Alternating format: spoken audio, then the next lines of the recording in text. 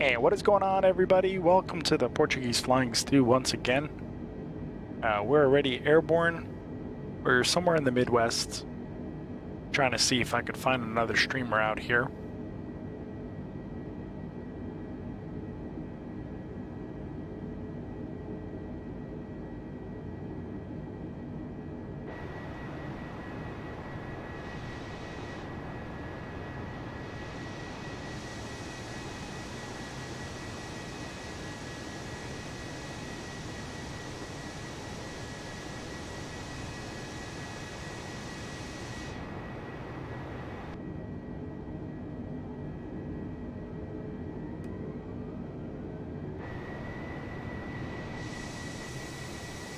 Let me get rid of some of these clouds real quick.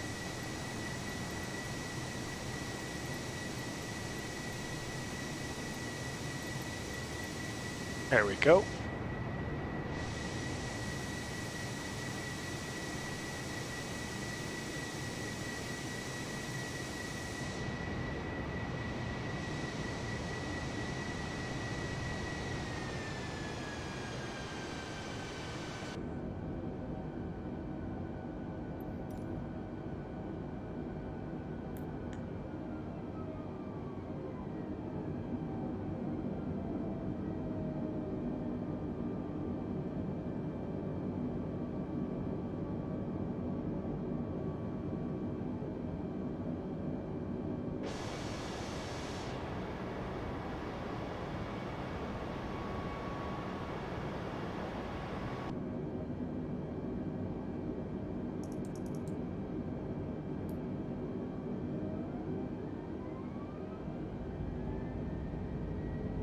It's been a while since I've been on stream. Feels like a week, but it's only been 24, 48 hours, I think.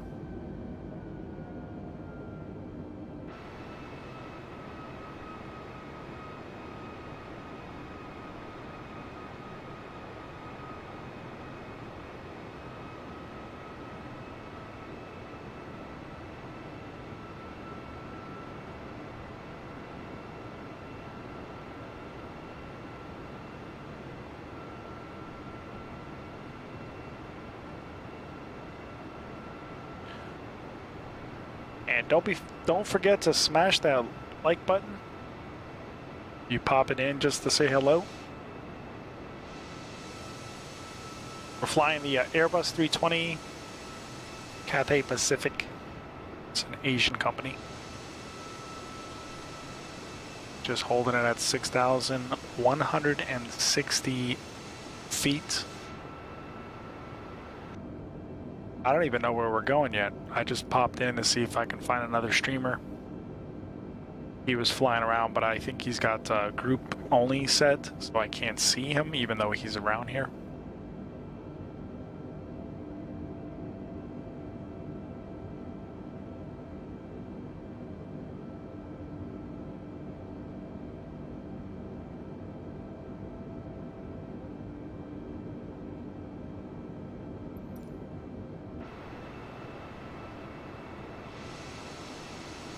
I think there was an airport down here somewhere.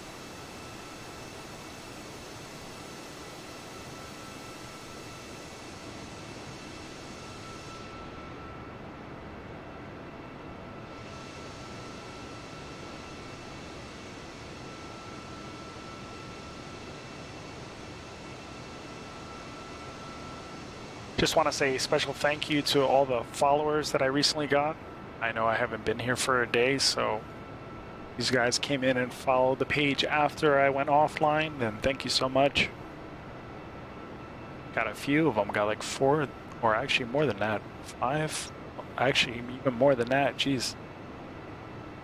1, 2, 3, 4, 5, 6, 7 followers, 8 followers in the last 24 hours. That's really, really exciting stuff.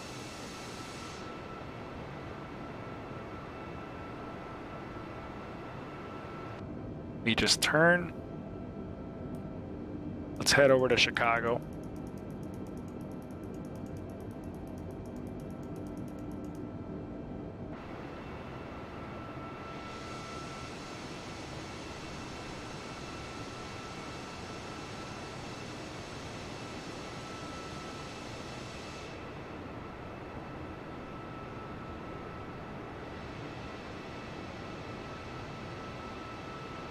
And guys, don't be afraid to jump in the chat, say hello. I'll comment back, give you a little shout out.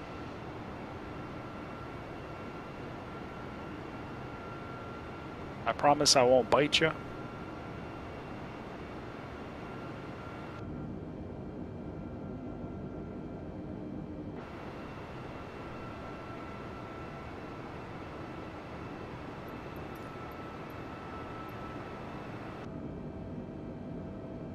Let's turn a little bit more to the west, or else we're going to be over that lake soon. Chicago's around here somewhere.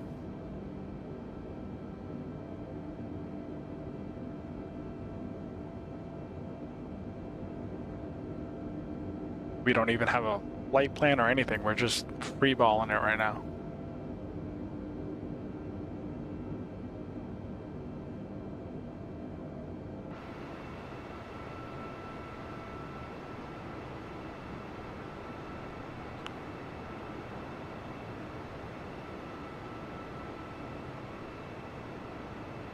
If you're tuning in over on Twitch or YouTube, be sure to hit that subscribe button.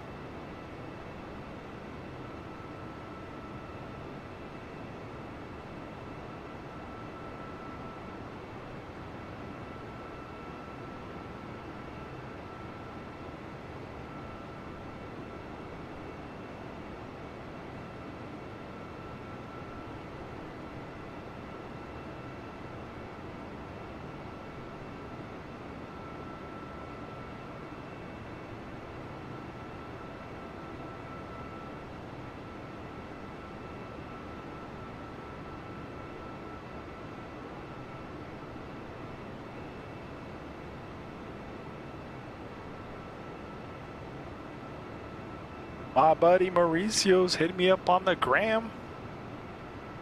I just set up my my 3 monitors. I had 2 before. I started out with 1, I got 2. And I just set up my 3rd one. Go over to my page, just click on the page, go right to the timeline or to the wall, and you'll see the monitors I set up. My electric bill is going to be through the roof. Got 2 big Samsung TVs running and a 27-inch monitor, Samsung monitor as well. So we're gonna bring this to a whole nother level with all these monitors. I'll be able to watch everything.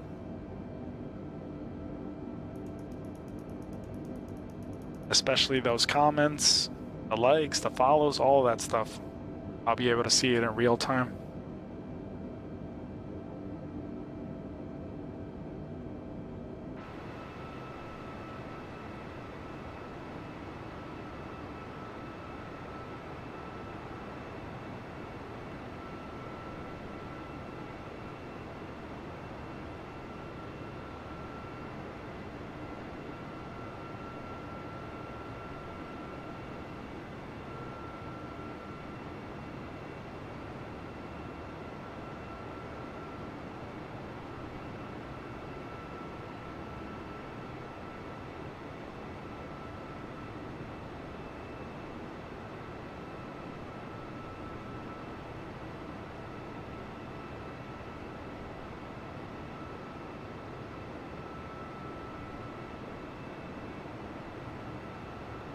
Look at all these players that just popped up.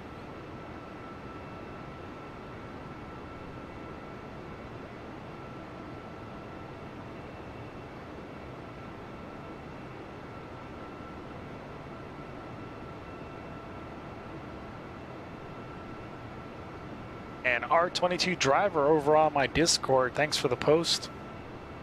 See this stream later on. See, you got a nice little helicopter there.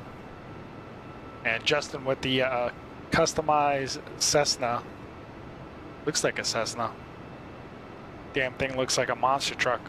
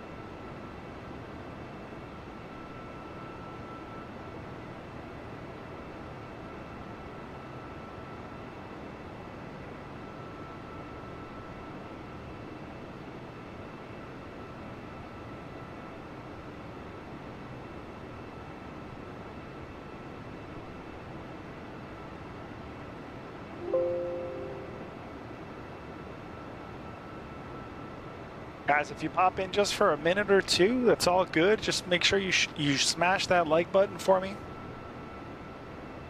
It would be truly appreciated, please.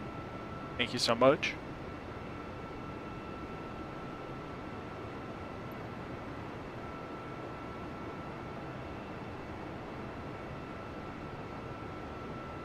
Just hanging out at low altitude, 6,100 feet. And we'll just follow the lake all the way out to Chicago.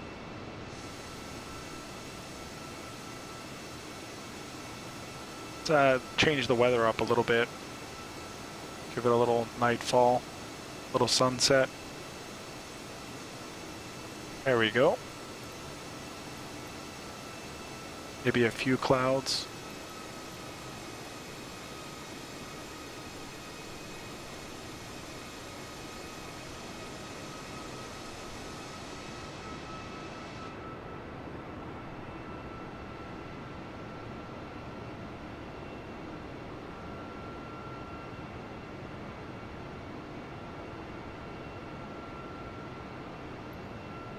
I almost forgot it's Saturday night. Everybody's probably out,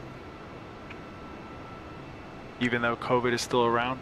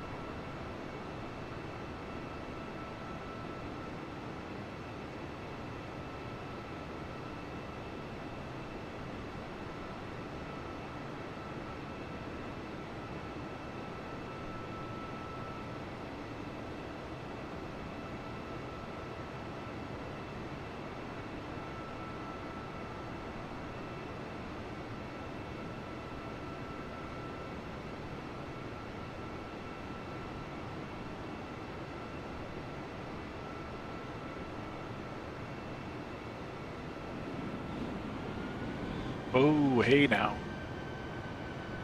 Be temperamental.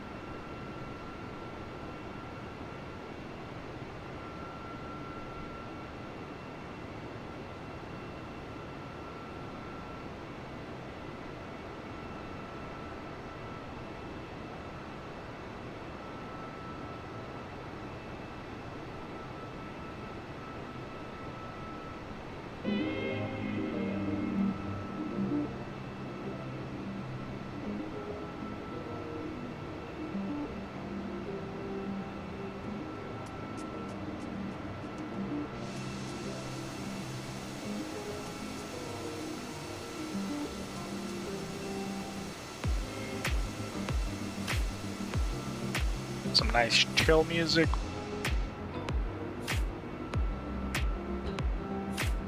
This beautiful sunset.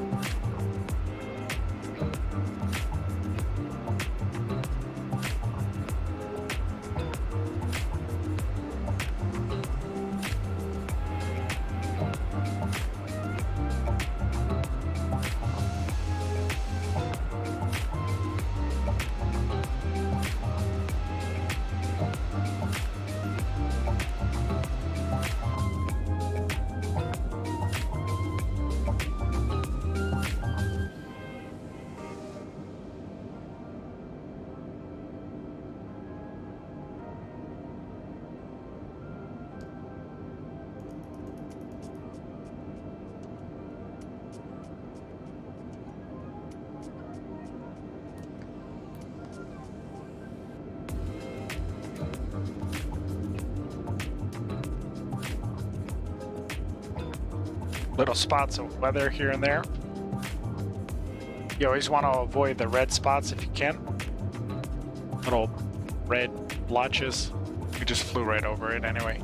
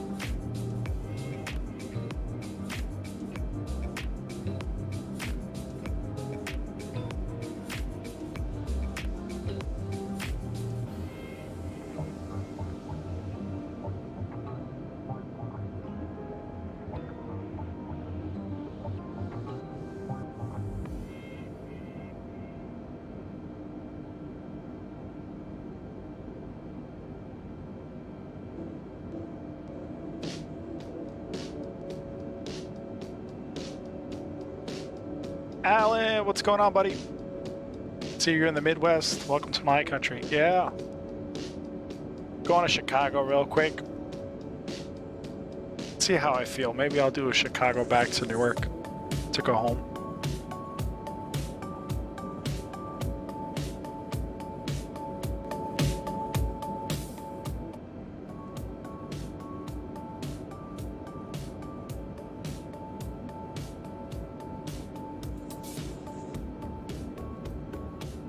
I really wanted to show you guys this video that I have.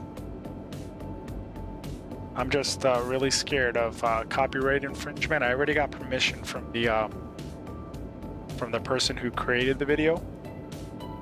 I reached out, but unfortunately the song that they use in the video has a label attached to it.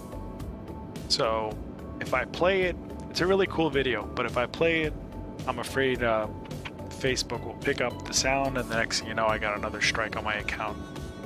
And I don't want to get a strike. And yeah, Al, we're headed to O'Hare. I'm 40 miles north of... Was that a typo? Was it a K-O-R-D? Play with no sound? Yeah, I could do that. The only thing is I gotta set it up again. Let me see if I can do that real quick. Oh, so Al, since you're here, might as well learn something, right? So I had something set up the other day. I told you the other day. And so these are the airspaces, right? I'll show you this real quick. This was set up specifically for you guys. I mean, the ones that want to learn. And I even had the sectional chart out. So we'll slide this over here, make it a little bigger.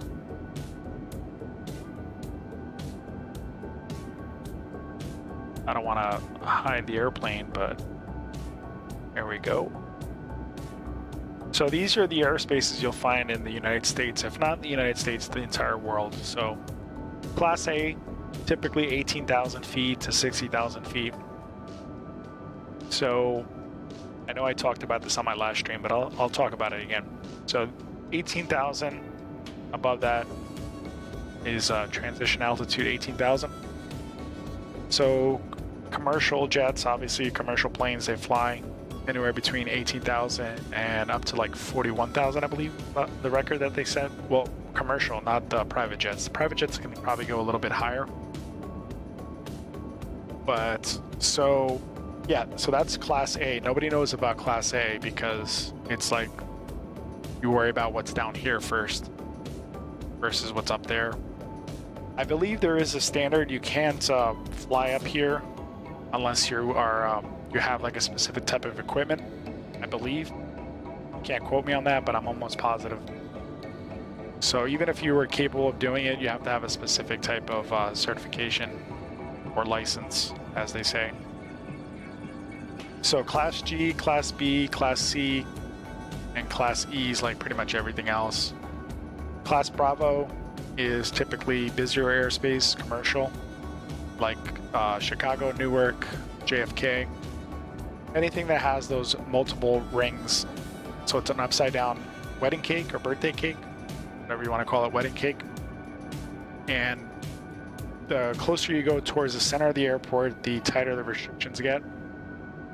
So for example, this one just labels it 1200, but every class Bravo might be different. It might not be 1200 above ground level. It's not above sea level because you have some airports that are at higher elevations, so they want you above ground level, not sea level. So the tighter you get, or the closer you get towards the center, obviously you can't fly. You have to be like, for this ring is 700, this ring is 1200, and the one that's all the way up here is probably like 3000. Yeah, that's what Newark is, at least. So if you fly below 3000, and it has a layer, so you go from like 3000 is the maximum. So in other words, if you break 3000 feet, then you're in class Bravo and you can get in trouble.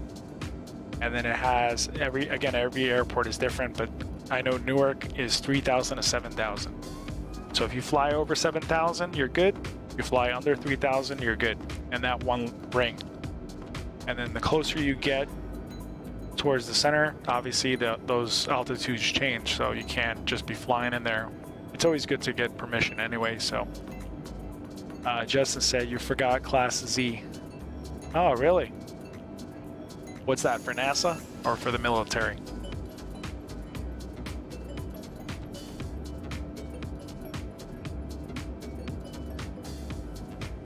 So my airport that I fly out of is Class D, Delta. It's only one ring.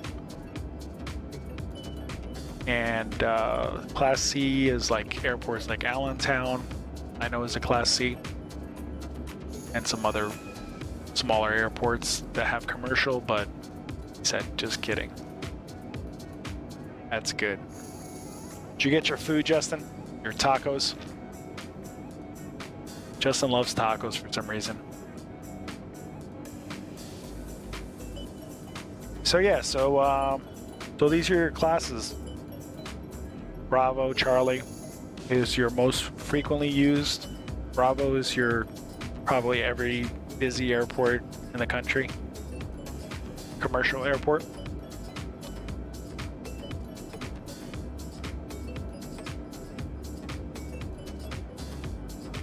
Let me see if I can get that video real quick. I could probably like play just small clips of it, even though I'll probably still get in trouble.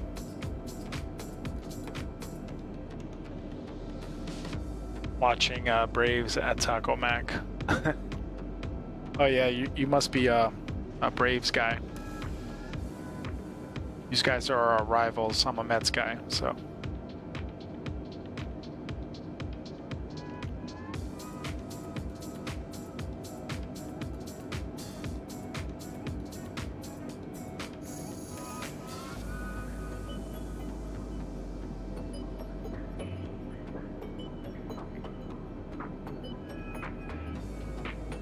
You guys see that?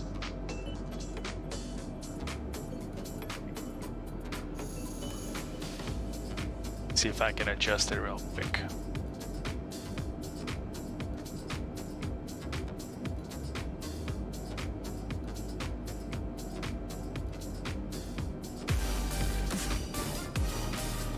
Alan, thank you so much for the like. Appreciate you.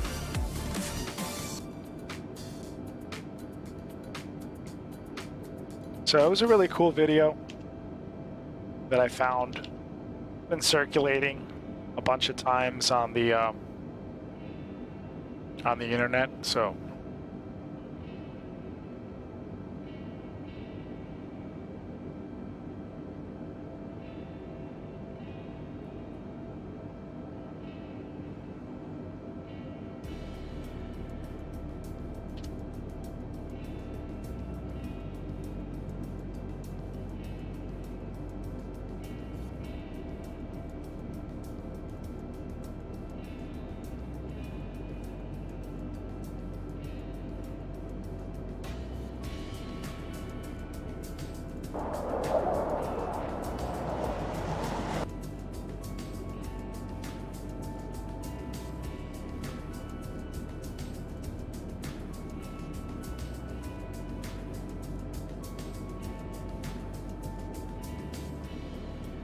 Go Cubs, Alan says.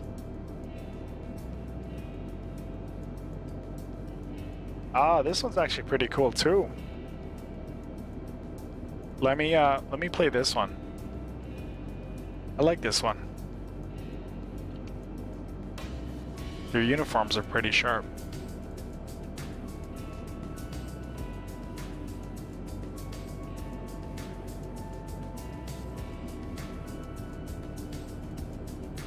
Where the heck is it?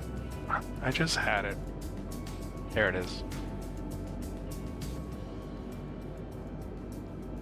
Let's go ahead and hide it for a moment for the grand reveal.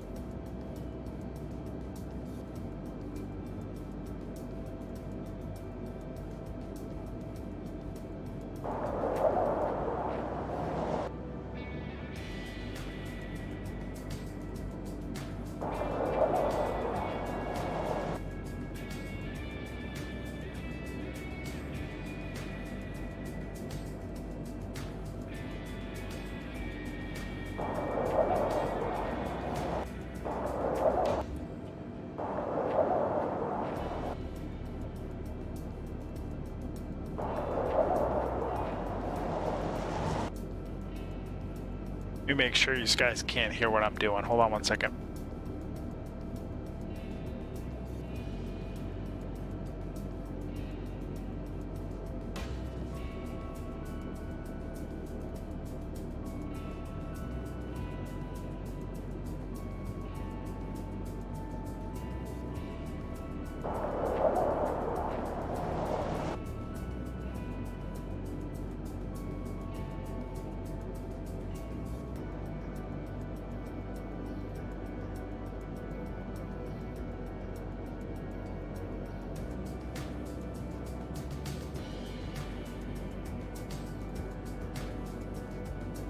Alright guys, so here it is.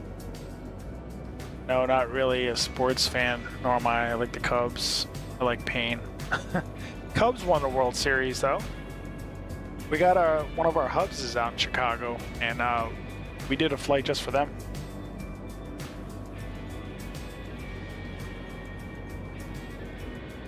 Okay, with no sound, I saw your presentation. Forgot Class C, where I talked about that. Hot wings. Alright, so let's see if we can do this without getting in trouble here. I really don't want to get in trouble. Let me just mute the... Alright. Without further ado, I give you the Jerusalem dance.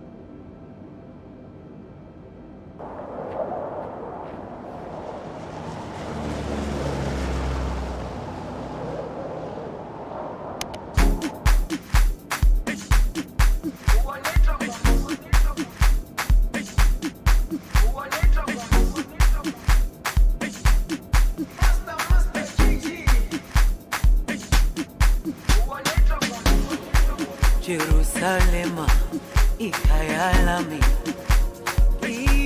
ilondoloze uhambe nami zungangishilana Jerusalema ikayalami. You gotta admit, that looks pretty awesome and catchy too. Oh, I gotta restart it again.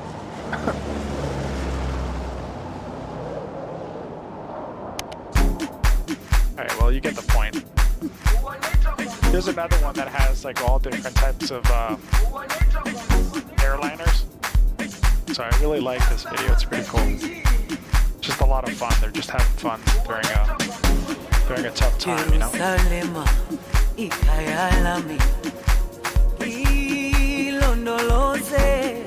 It's exactly the reason why I love my job.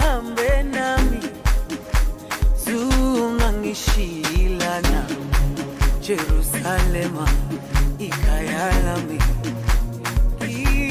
ilondoloze uhambe nami. I feel like I'm pushing my luck right now.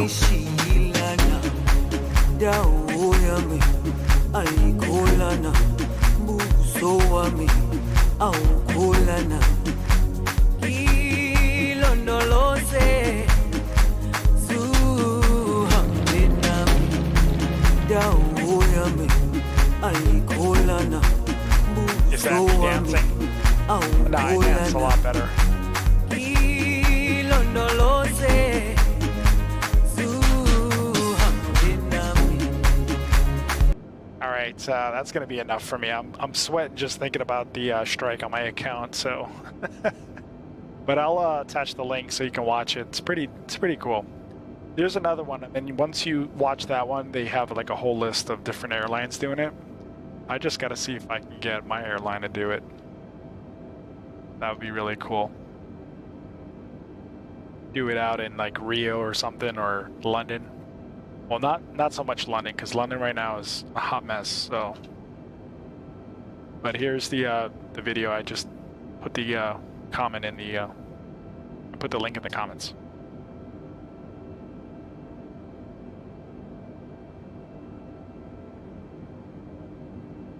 So, guys, I just reapplied for my cadet program. So it's a program set up through the airline. I just submitted my application, and hopefully they call me back this time.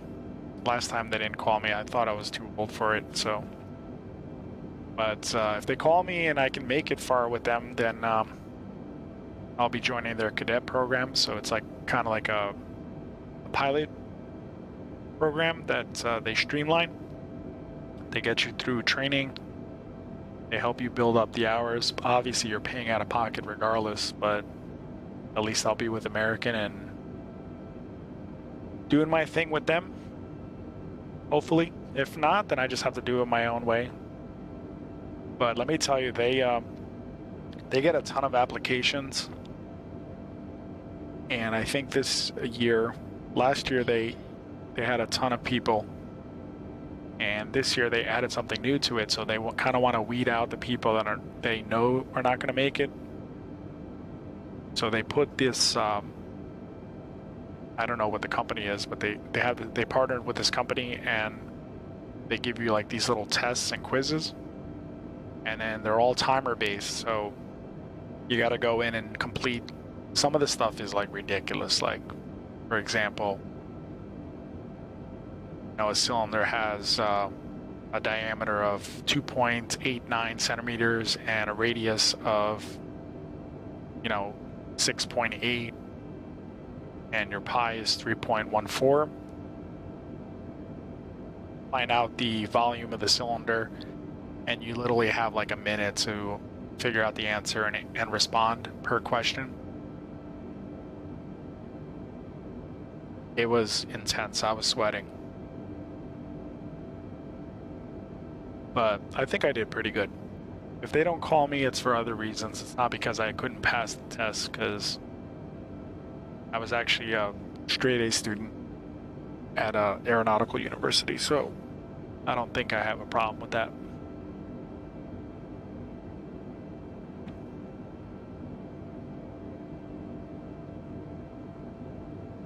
All right, let's see where we're at right now. Go ahead and turn a little bit to the left.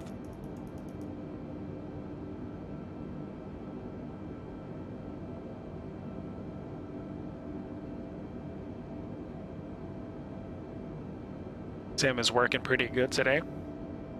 I don't have all my devices plugged in, but just the basic stuff. And thanks, Al. I truly appreciate that. So we're gonna see what happens. If I don't get in with them, then it's not the end of the journey.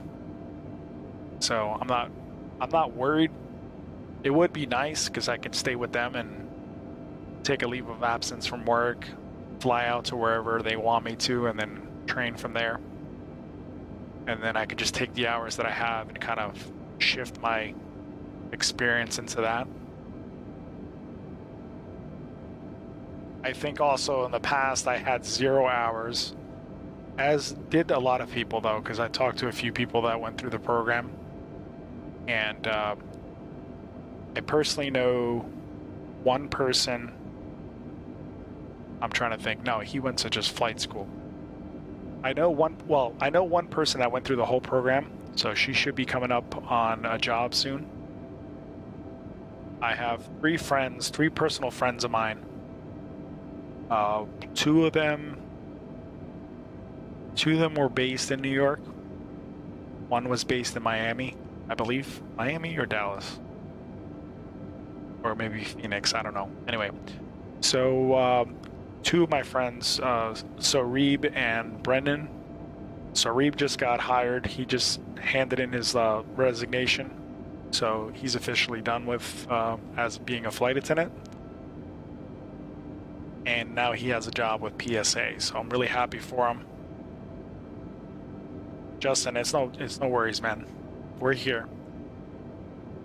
So yeah, Sarib just got hired. So I'm really happy for him. I sent him a message the other day, yesterday, when he announced that he was resigning. So he went through a private program, built up his hours, became an instructor, and I believe he hit his 1,500 hours. So he was pushing, he was grinding. And then I have another friend, Brennan. He's out in around the Phoenix area, so he's based in LA. He's still working for us.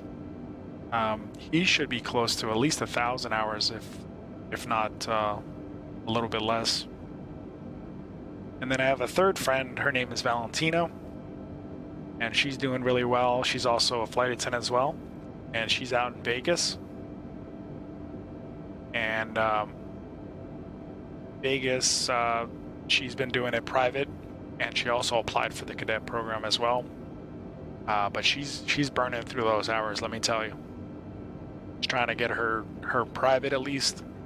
She should be getting it any day now, so really happy for her as well.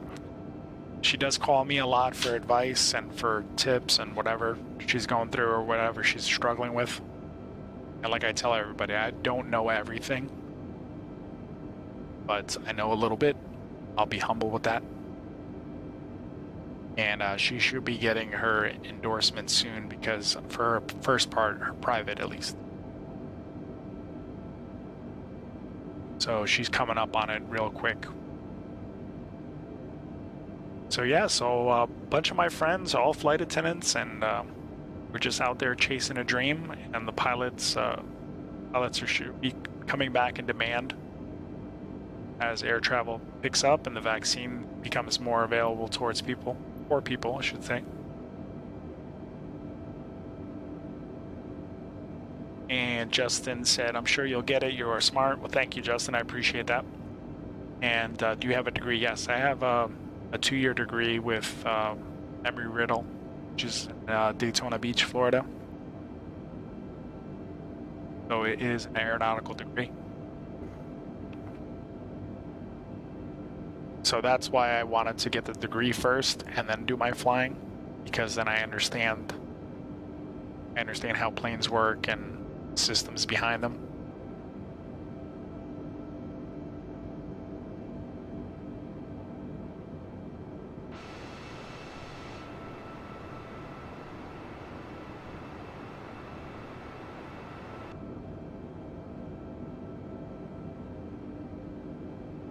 Do you guys belong to any flight groups as far as like on Facebook? There's a lot of information on Facebook. It's great.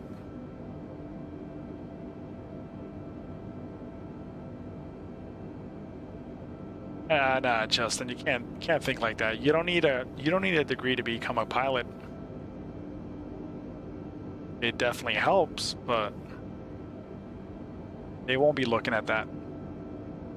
As long as you get your certifications, it's probably if you think about it, it's one of the professions where once you get up to a nice level and have a bunch of years invested in the company, you can make a whole lot, and your return on investment is a lot better than, say, a doctor. You know, a doctor goes through medical school. He's got a large debt that he's got to pay back. See, I was fortunate enough to. Okay, so here's my backstory. so you guys can understand where I came from. And Brody says, beautiful clouds in the game. Thank you, Brody. Yeah, they're pretty nice. So when I was going through school, you know, I really didn't care. That's just me putting it lightly. I didn't care. As long as I graduated, I cared more about just sports while in school, and just, you know, hanging out with friends and stuff. It was like a social event when I was in high school. And not a lot of people know this about me. As far as what my grade point average was in high school. So I just did the bare minimum. Wouldn't really focus, wasn't really pushing myself. And I don't want to blame my parents, because it's not really their fault. But they didn't succeed far in school. So they worked in their fields, as far as, like, you know, my dad was a fisherman. He'd go out for months at a time, and it's their way of growing up. So not that they told me that school's not, you know, not worth it, or they didn't say, oh, you don't need to go to school. They said, no, you're gonna go to school, because that's why we came to this country. So, but when I'd bring schoolwork home, it would be like I'm on my own, so I'm doing it. They really didn't understand it, so there was no, like, reinforcement at home. Man, if my mom and dad are listening right now, they're gonna beat my ass, let me tell you. So yeah, so the first year, freshman year in high school, I went in, and I don't know if I should be putting this out there in the universe. My family's gonna watch this video. They're gonna be like, really? All right. So when I got in as a freshman in high school, I automatically got enrolled in sports, played soccer, loved playing it. And obviously they had nothing to gauge me by, right? When I was younger, I did pretty good as far as, like, middle school, elementary school, but everybody does good in middle school, right? Max and Chubar, sorry, did I mispronounce that? What's going on over on YouTube? So yeah, so pretty much I just I was just worried about sports and chasing girls, if I'm being honest, right? So I didn't care about anything else. But when I graduated at the bottom of my class. Max is like, this dude, yeah, bro. That's exactly what I did. So, so I got thrown off of sports in sophomore year, so I couldn't play. Junior year, I came back. And senior year, I raised my grades up a little bit. And then I pretty much graduated, like, with the bare minimum requirements. So, you know, fast forward to today. Well, I would say like 3 years ago already. It's quiet in the comment section. Yeah, it's quiet. There's only, like, what, 5 people watching? So I know it's a Saturday night. So. But hey, you're here, Max. That's all that matters, right? I got a few other people. I got Alan, Justin. This is like my soapbox. I can talk about my stuff on here. A couple times we had some really good engagement, you know? Can't expect people to be here like every single day, you know?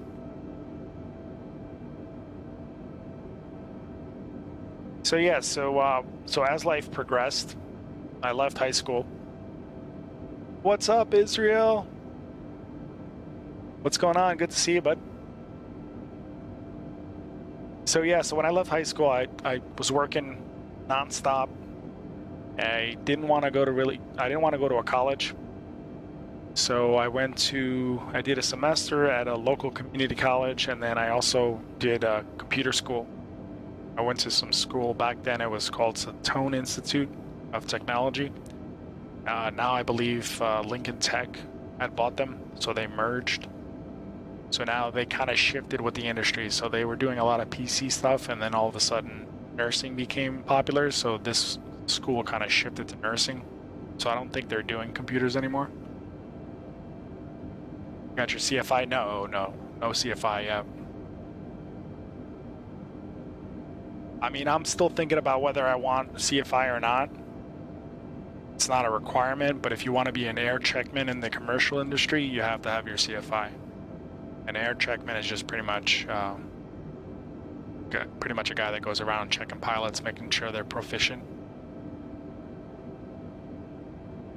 Have to wait until the 1 hour mark for streaming visibility. What do you mean, Justin?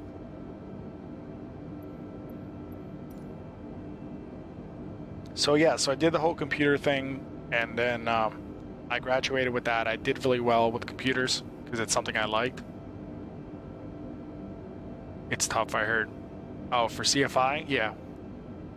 I mean, anything, once you pass, if you think private is hard, I haven't been there yet. I'm not on the next stage, but let me tell you, from what I hear from my friends that are doing it and that already succeeded through it, they say it's no joke. If you think private is hard, wait until you get up to your commercial. Lower viewer count. Oh, okay. We're almost there anyway. So once I did the whole computer thing, a lot of jobs back then got outsourced, and they wanted to offer me a job installing printers in a school, and then, going to school, and I was like, yeah, no. I thought I'd be making a little bit more than $12-15 an hour. So I never pursued it. I still have, what do they call it? The CompTIA A+ certification. But anyway, so then I got started with another job and quickly went through the ranks. Was making really good money. And then I said, screw this, I'm not going back to school. Liberalist E. Just laughing. I don't know what he's laughing at, but cool. Please share with us what you're laughing at.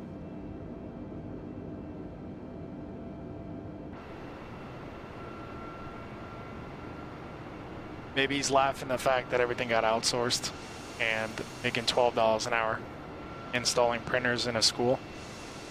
I was like, nah, I'll pass.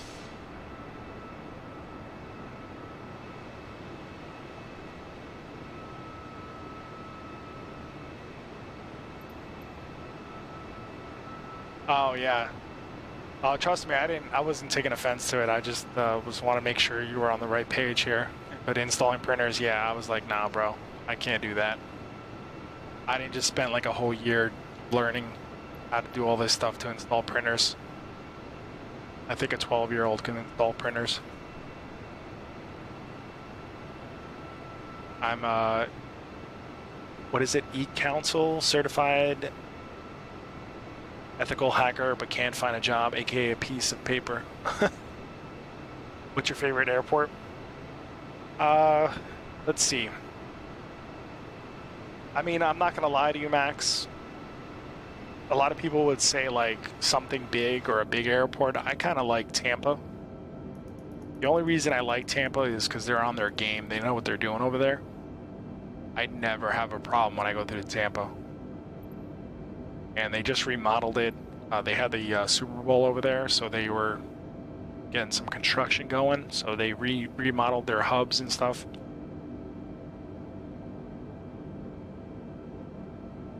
Yeah, they outsourced all the development jobs overseas. Yeah. I knew all about it, and I was like, screw this. I'm gonna take a couple months off. I'm gonna go over to Europe, and then when I came back, I just never pursued it. I was like, we out here installing printers.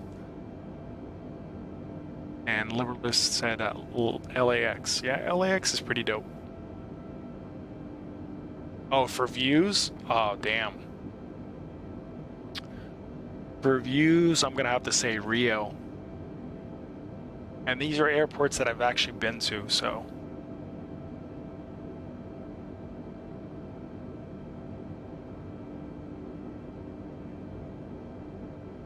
So you guys just jump in there with the questions. I'll just keep telling my story, and I'll stop and answer and whatever. It's all good. I just appreciate you guys coming out here and tuning in, so.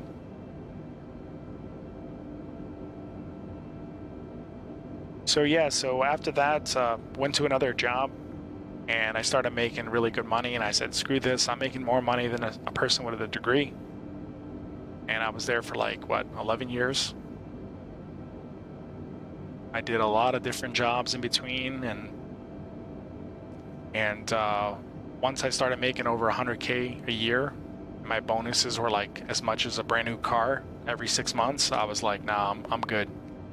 I'm not going anywhere. I'm not going back to school. I don't care about college. And then I quickly regretted it as soon as they let me go. So, yeah, Rio is nice. I love Rio. So yeah, so once I didn't leave the job. Once I was let go, I kind of had to do other jobs in between. And then I said, you know, I travel a lot, so why not go look at this job? So I interviewed with this company, and I actually interviewed with a bunch of companies, and they didn't want me. I guess I was overqualified. So then I was almost about to give up, and then that's when I met one of my good friends, Davi. He works over on works at United. How about the plane? I like the Dreamliner 787. I've never been on a 380 before, but I'm sure I'll love that one more. But the 787 I love, absolutely love. I took a flight during COVID over to London, and it was one of the most awesome experiences. If you go to my Facebook page, there's a video in there. It was one of my last trips before the lockdown.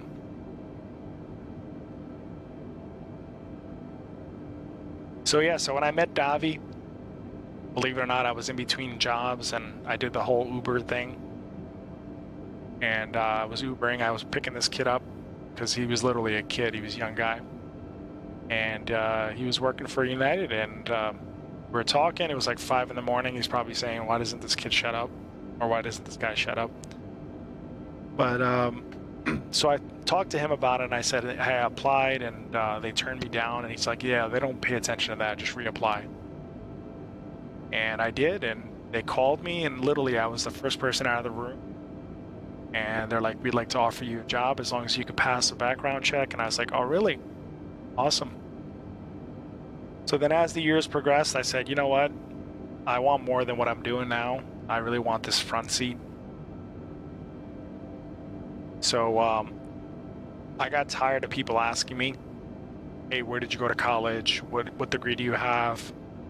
It was really putting a black cloud over my social life about, you know, not having a college degree. And I said to myself, well, I didn't do good in high school. So, you know, how am I going to do this? Am I even going to be able to pass? Because I wasn't really the model student.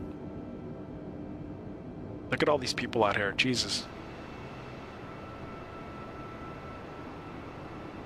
So yeah, so then I said, you know what, let me go look at something in aviation. If I don't make it as a pilot, which you obviously don't want to have that mindset when you're going into it.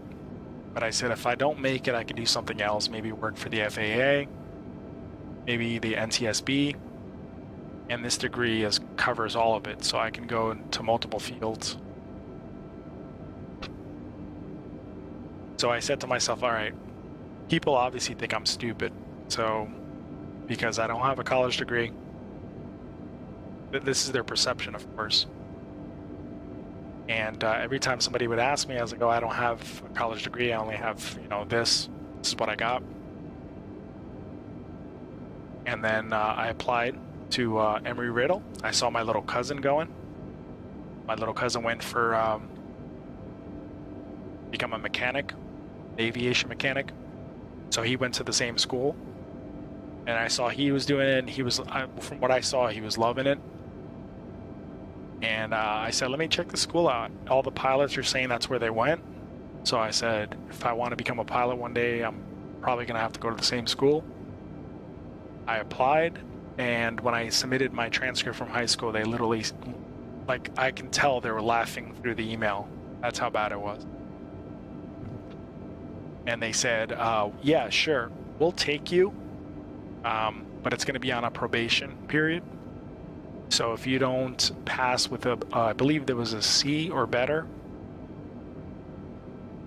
you're going to be thrown out of the school. So I said to myself, holy crap, like, how am I going to do this? How am I going to get a C or better? So yeah, so I said to myself, no, there's no failure here. We're not doing this. I'm not going to spend all this money and fail, you know? So yeah, so they put me on academic probation. I started off with my feet running as soon as I hit the ground. Justin says, I feel better, so much better now. I want to be an air traffic controller. It's a crazy job though, Justin. It's not, I mean, I'm not saying it's the hardest. Was ATP flight school not as popular? I heard a lot of negative things about ATP, believe it or not. And the school that I went to now, yeah, so liberalist is right. They just want your money. My friend just went to ATP, and I really don't want to say anything negative about them, or I don't want to say what he said, but because then I don't want to get him in trouble. But yeah, he was towards the end. He got all his certifications, but he did have some gripe with them at the end. ATC is not an easy job. No, it is not. I'm gonna be honest with you. I've seen videos, and especially at popular airports, busy airports.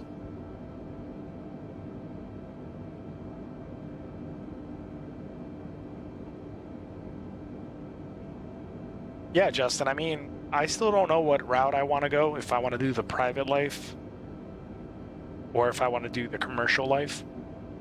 Either way, you're still going to have people's lives in your hands.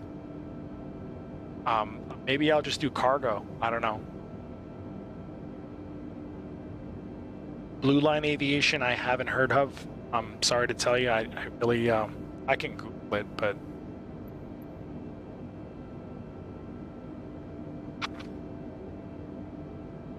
so yeah, so pretty much I did my first couple of, they don't call it semesters. I think they do like quarters or something every 3 months.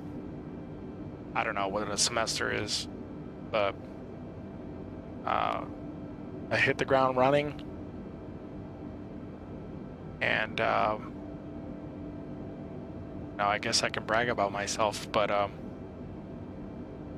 can assure you I'm still humble about it, because it was not easy. Let's see. With cargo, you'll have people's graphics cards in your hands. Yeah. Liberalist, I checked out overseas, and the money conversion rate, it's going to cost me a hell of a lot more money if I were to go overseas. And then you'd have to transfer everything over to the FAA here.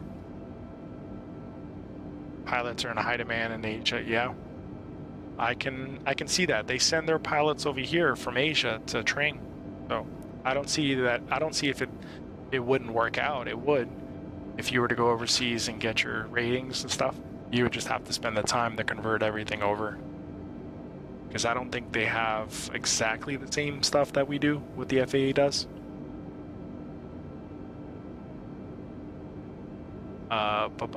ATP flight schools guarantee a job in the airlines, though, right? They don't guarantee a job. They guarantee an interview. The rest is up to you. I could tell you, my friend right now, he's not at ATP anymore, and And I think that was one of the things, if I can remember correctly. Hopefully he jumps on the stream and corrects me, but I think that was one of the things that had happened to him. And long story short, I think he got shafted. And I don't think he got the job with them, that is, because you have to stay with them, I think. You have to be an instructor with them. I mean, I don't know because I wasn't a student there, but I did hear a lot of things that, you know, that didn't sound right. So a friend of mine is working in Indonesia now with little pay just to get the hours high in his logbook. Yeah, that sounds like a good plan, though. MJ Vlogs, what's going on over on YouTube? I wish there was a way to combine all the chats so I see them, but my other viewers on Facebook don't see them.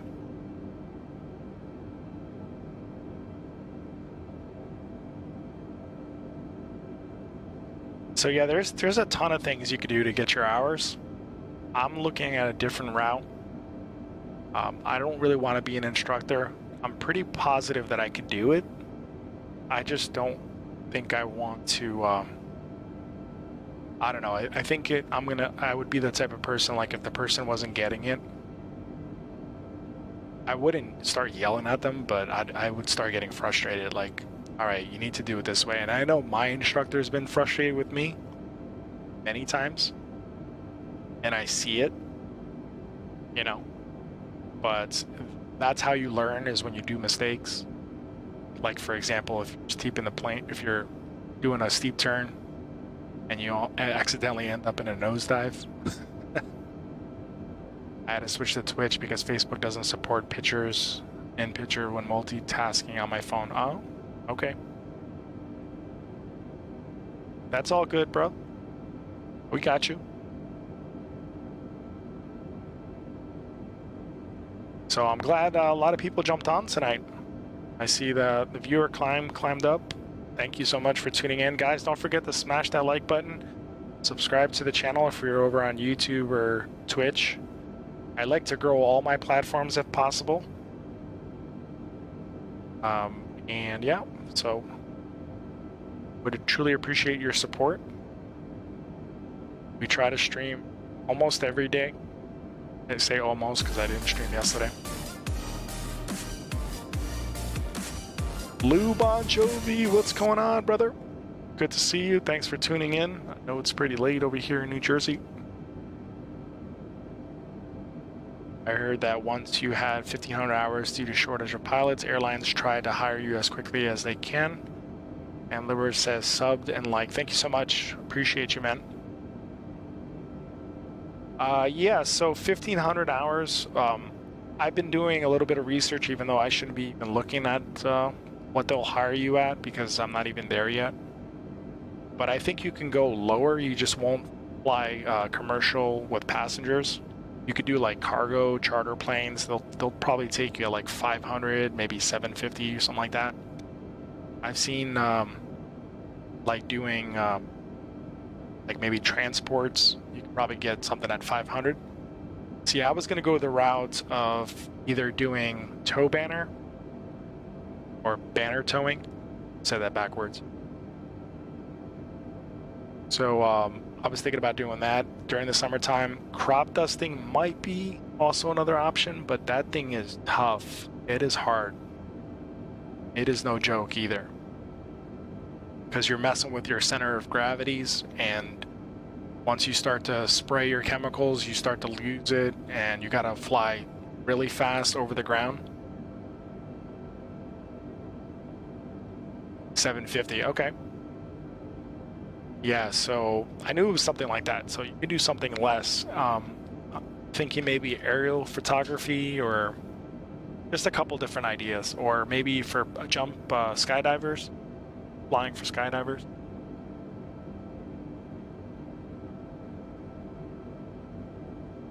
Trying to keep up with the chat here.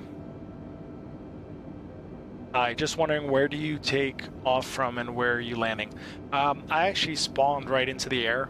So I didn't take off, but I'm trying to land at Chicago, but we're having such a good conversation that I'm literally flying in circles now. Or gonna be flying in circles.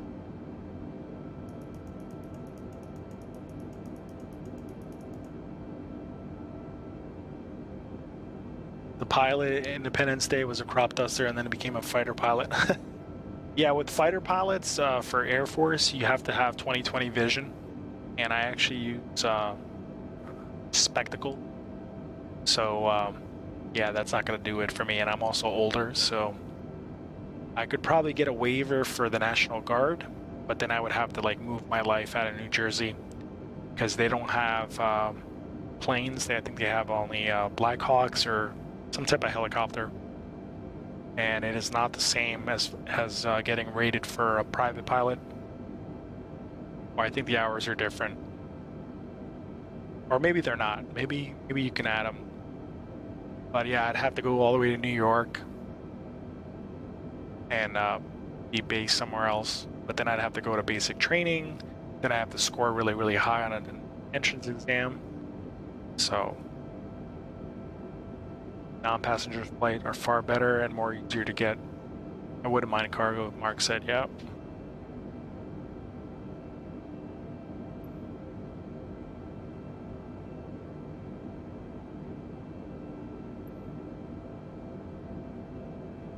So yeah, so pretty much the end of my story. I went to the aviation or aeronautical college.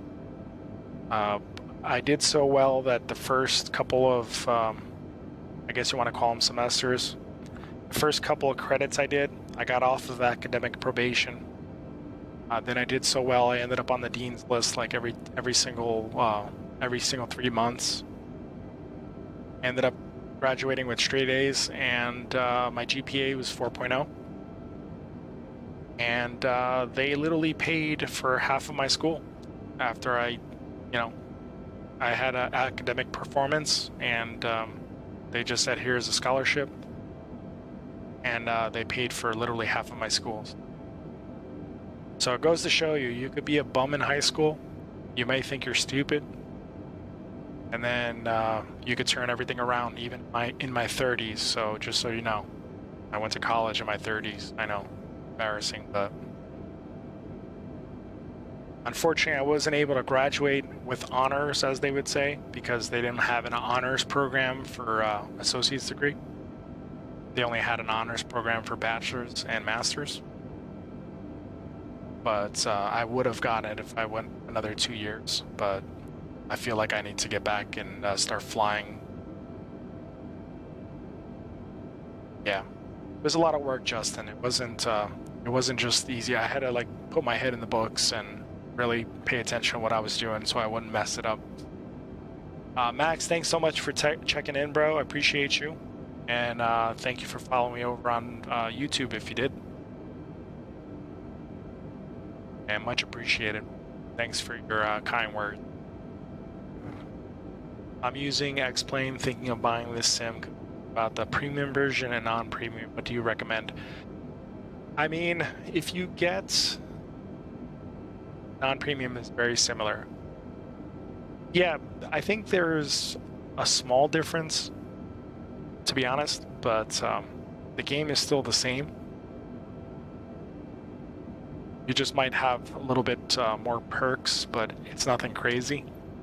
But if you sign up for Xbox Pass, Game Pass, whatever they call it, I heard people were saying that the game might be free, but I didn't see that because then I would have picked that up.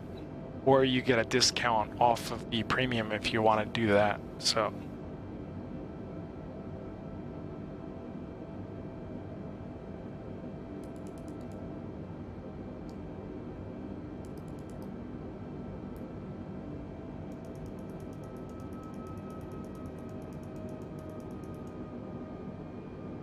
yeah, so now I have my degree, and now people can leave me alone when they ask me.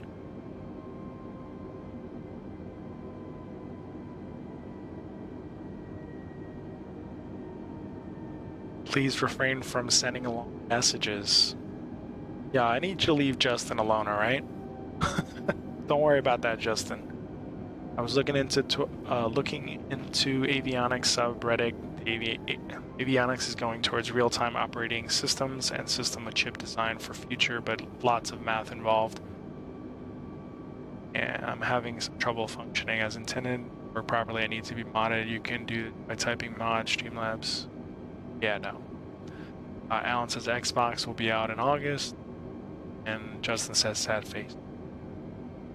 Yeah, Al, but remember, this thing takes up 150 gigabytes of storage, so you better make sure your Xbox, if you get it, has a pretty big storage available.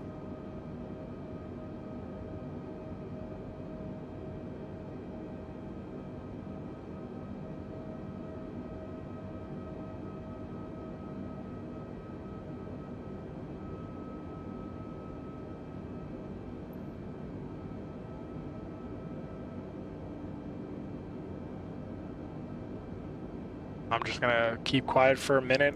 Feel like I got cotton mouth talking, all this talking I'm doing, which is great. I don't mind talking, but I could talk for hours. Justin, my word of advice, man, just find something you really, really love and you're passionate about, and you'll find a way. That's what I'll tell you. I don't get tired of flying, ever. I mean, that's a lie, but it's the truth at the same time. Because yeah, your body takes a beating every time you go up in a plane. But I still love doing it. Once I'm well rested, I'm back to it. I just love it. I know other coworkers of mine feel the same way.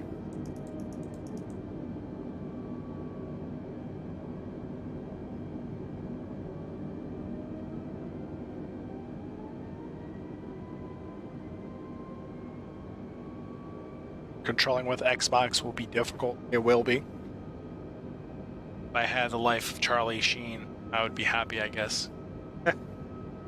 Where is that guy anyway? He's still alive?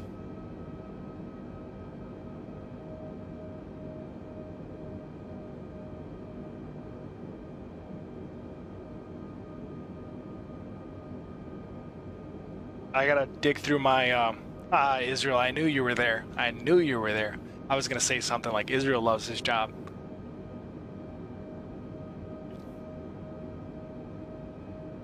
Can't wait to fly with you, Israel. I'm hoping you'll jump on one of my trips one day. I got a bunch of Chicago's coming up on Tuesday. Got a Chicago layover.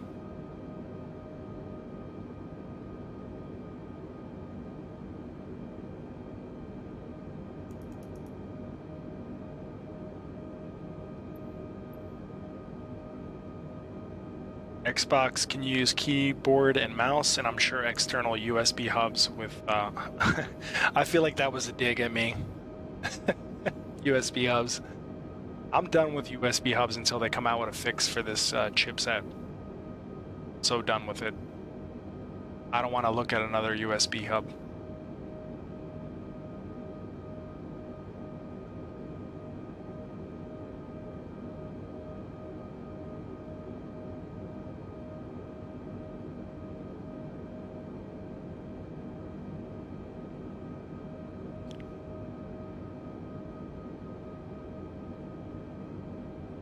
Did you guys see my picture on my wall on the page? How badass does that monitor look? I got 3 monitors now.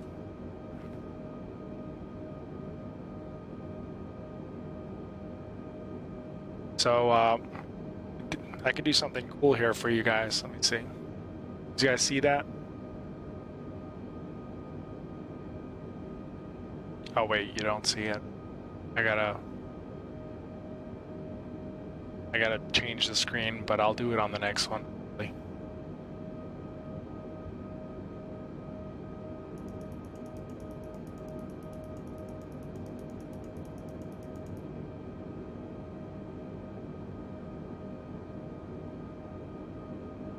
Working on Tuesday, you'll be missing MFG Crosswind V3 pedals, unboxing and calibration. You're gonna do a video? You know, I never miss anything, right? Because I got Wi-Fi, high-speed Wi-Fi on the plane. So if you send me a message, it's a lie, I could see it. I won't miss it.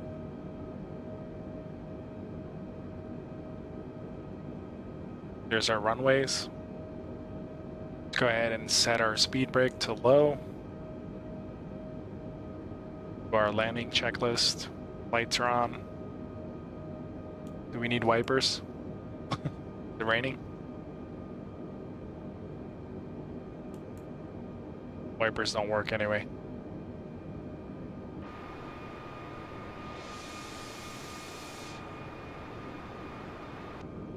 I see a runway. I just don't know which one it is.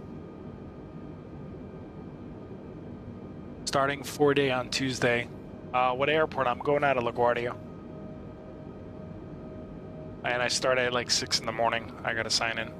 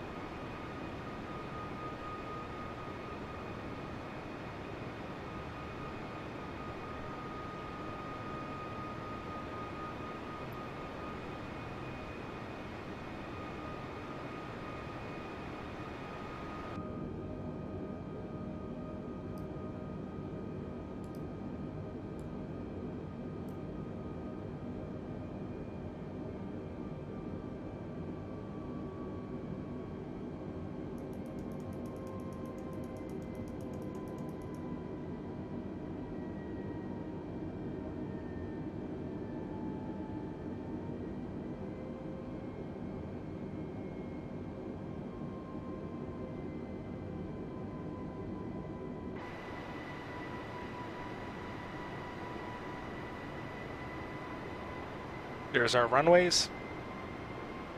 Take the one furthest to the right. JFK 7:30 sign-in. Yeah, I won't be there. I was there last week. I think everything else is out of LaGuardia. I was very hesitant about picking up a trip, only because I wanted to relax, and I didn't want to overwork myself. You know, Israel, you seen the kind of trips that they be putting on people's schedules? Good Lord. Visual. No ILS tonight. I can't even do ILS yet. I still got to figure that out. I've been saying that for a while.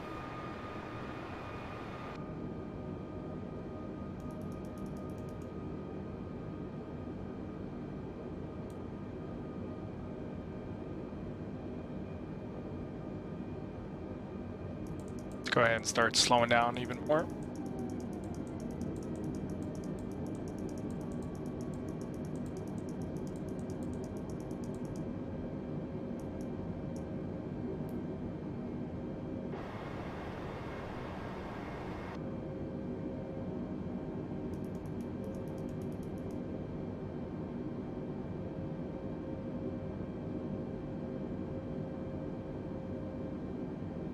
Love how they don't put the numbers on the runway.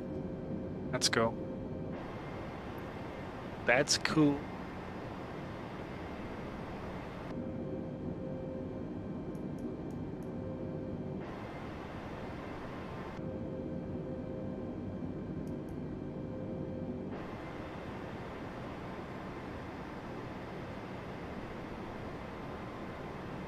Crazy, right? Yeah. Let me tell you, the first day I got back, I couldn't walk, Israel. That's how bad I was. When I say couldn't walk, my back was killing me. 4 trips. JFK, Charlotte, Charlotte, Jacksonville, Jacksonville, Charlotte, Charlotte, Tulsa. After I got to my hotel room, I was like, somebody please shoot me. It was so bad.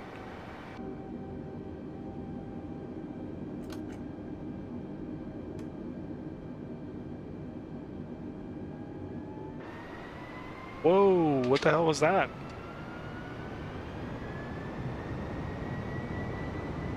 Really, bro?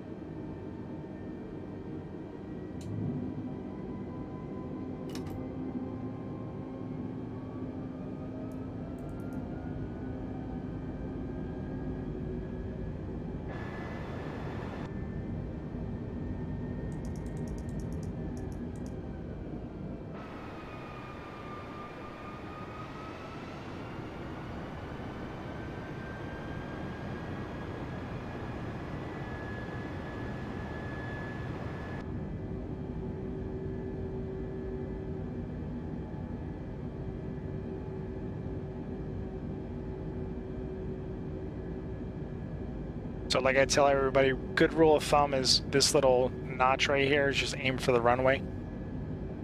And it will take you there straight as an arrow.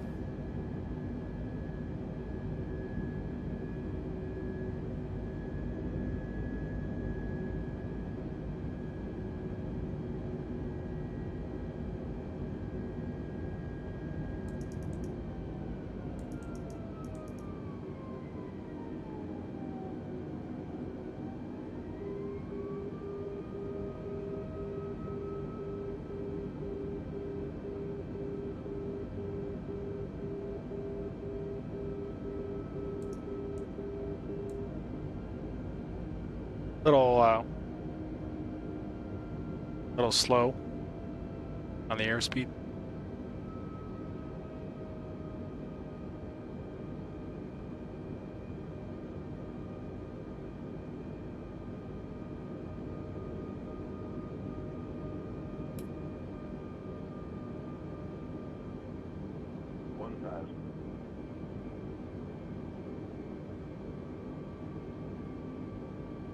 That's funny, they got me on the other runway, the lights.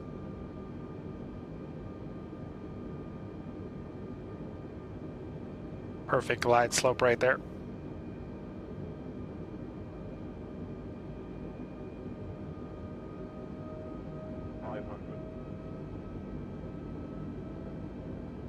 This guy, really, bro?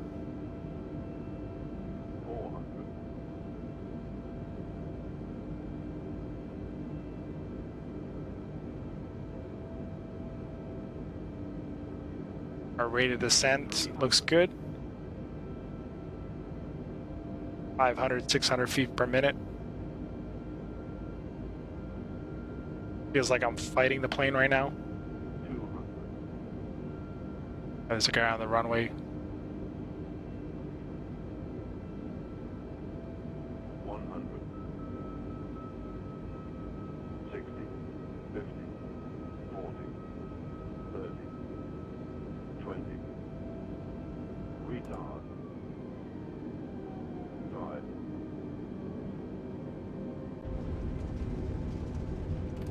Reverse thrust. I don't even need brakes.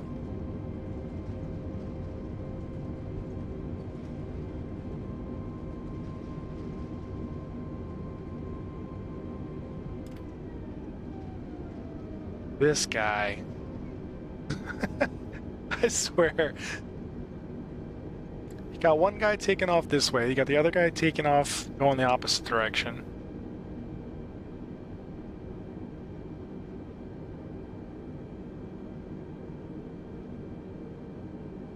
Sim terrorists. Yeah, Justin, I think you missed the last one I did. Alan was there. I caught a guy flying into the World Trade Center. Literally on stream. And I was like, what is this guy doing? And I zoomed in. And he was like literally sideways. Yeah. And Alan caught him because Alan was like, what the hell?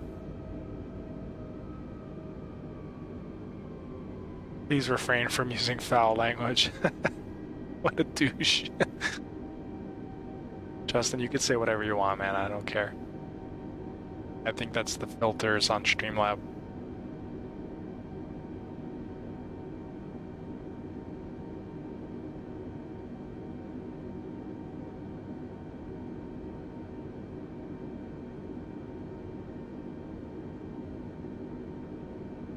We got a marshal today.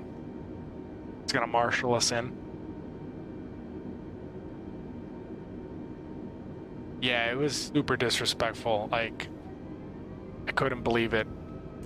I was so shocked. Like, wow. That's what you want to do? You want to fly a plane into the building? That's cool. Not.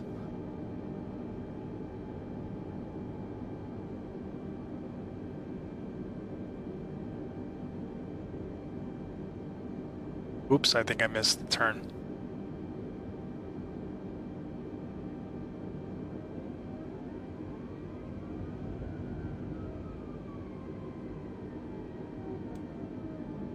All right, you get the point. We're here. Cathay Pacific.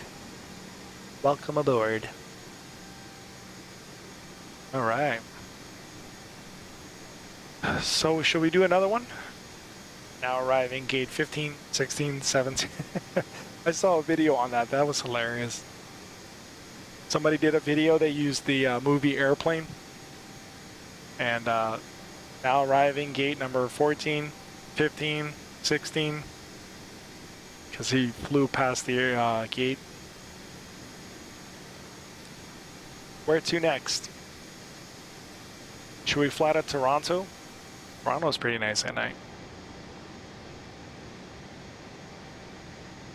I'm in the mood to do one more. The Airbus is the only one that has the wheel that actually works correctly. The 787, the wheel doesn't even look like it's turning properly.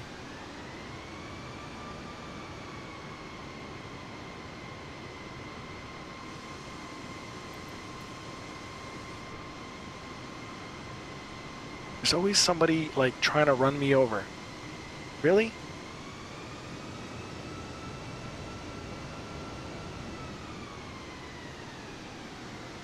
Do a low-level flight at Kilo Uniform Golf Nancy.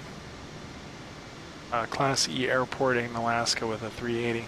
I don't think I have the 380. I have to install it again. Because every time you install one plane like that, then you have to delete the 320. Or you have to do something. You can't have multiple planes of different like different developers, I guess. We're gonna do a low flight for Al at Kilo Uniform Golf Nancy. I just gotta find the runway now.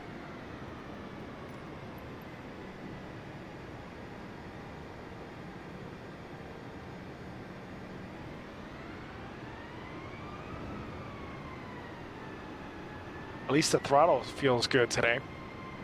I adjusted the sensitivity on it. Because before it was like when you gave it a little bit of throttle, it would go max throttle. So we adjusted that. Rudder pedals feel good.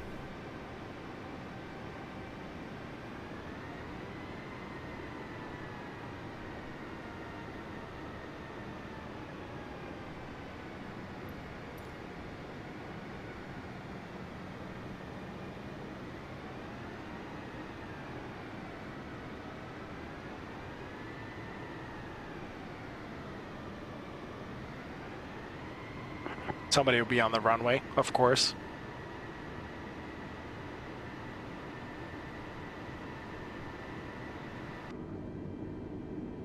All right, guys. Actually, not a right. Hold on a second. Almost didn't set this stuff.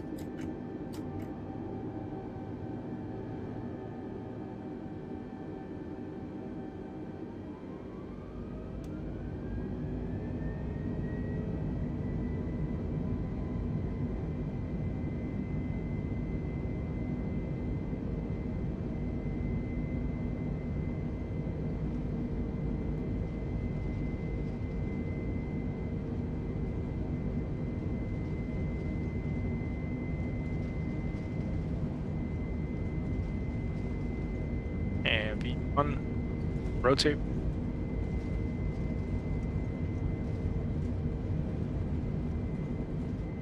V2, gear up.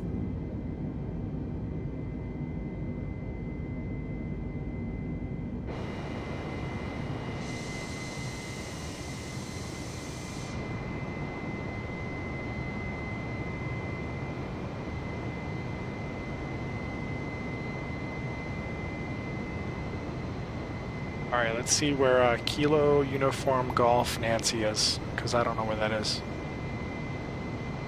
Where's that at, Al? North, south? Flaps coming up. Pull back on the throttle a tiny bit.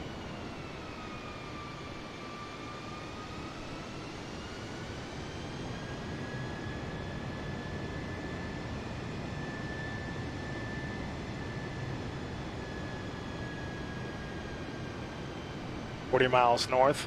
Okay, north we go.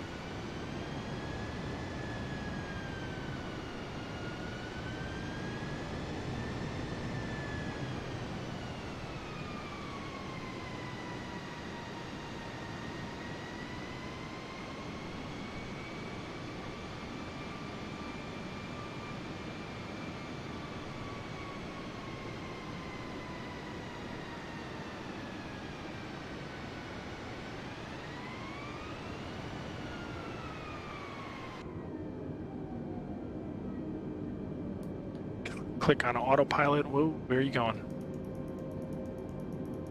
Tell you to go that way.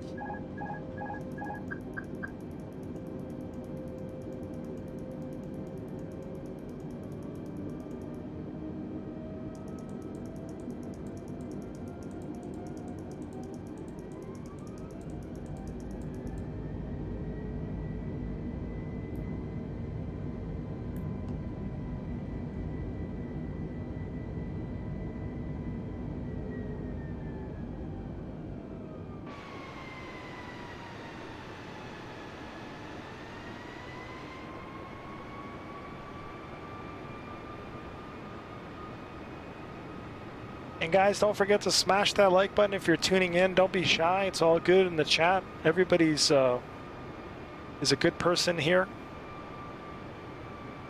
Respectful. There's no trolls in the chat.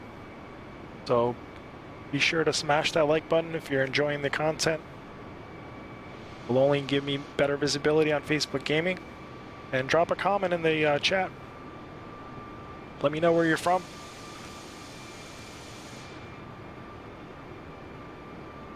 Smashing the like button.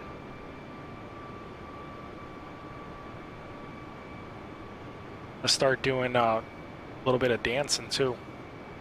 I've been watching some of these streamers on Twitch. My God. Some of the stuff that the content that they post, I'm like, how is that even like legal? How can you do that?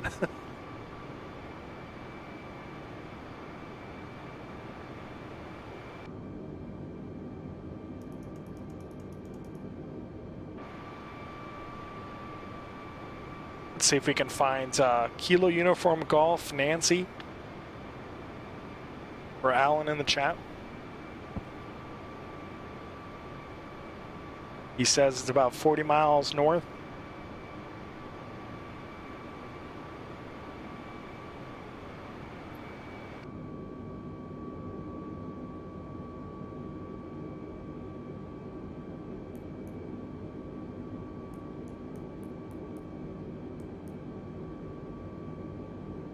Wait, that didn't do it. Hold on.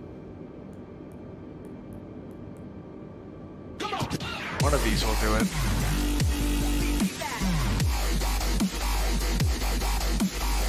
Where are you?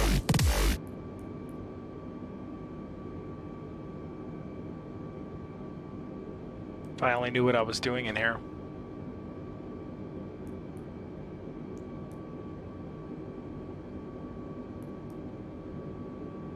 There we go. Now I got it. I got it, Al. Don't worry. Hey. Look at me learning something.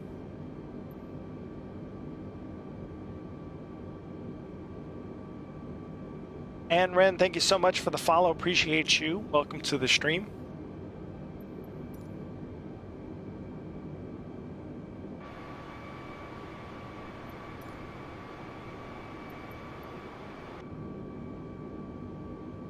I don't think my, let's see here. Turn this on. There we go. Now we'll follow our waypoint. You guys have any questions, feel free to ask. Don't be scared. I ain't scared.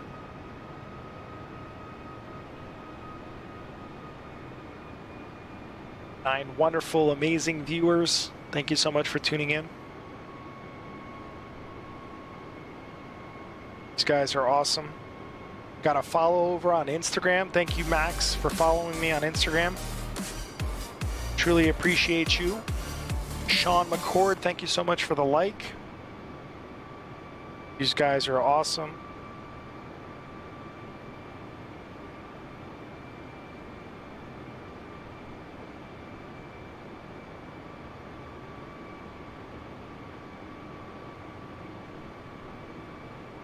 We're on our way to Toronto.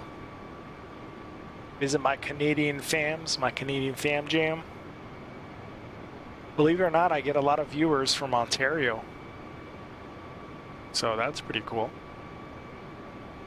Trying to trigger the follow clip by unfollowing and refollowing, but didn't work. Oh yeah, there is a clip, right, for Twitch. I really gotta spend a day over there and really set that up, the profile up, because there's a lot of stuff that's missing on there as far as like socials and stuff, social media. So I kind of want to do something. I just don't have much experience with Twitch. Try to grow the follower or the subscriber base over there. If you go over Kilo Uniform Golf Nancy at about flight level 1, I will wave. You're there now? Are you at the airport, Al? Al wants me to go down to 1,000 feet. Or 100 feet.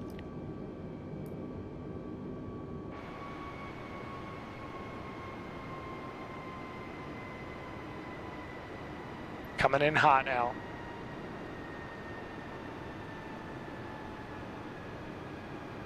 Alan's 4 blocks. We'll turn on the daylight for him. I kind of like nighttime too.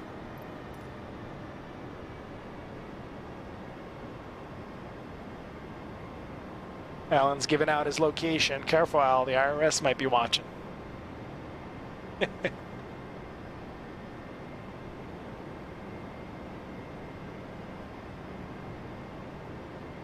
This will be Al on the runway. It's not unusual to be loved by anyone. It's not unusual to have fun with anyone.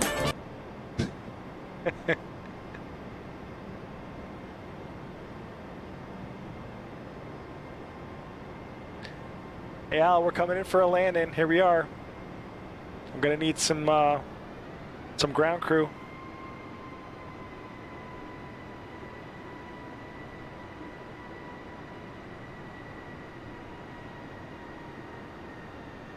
It's really nice out here, Al.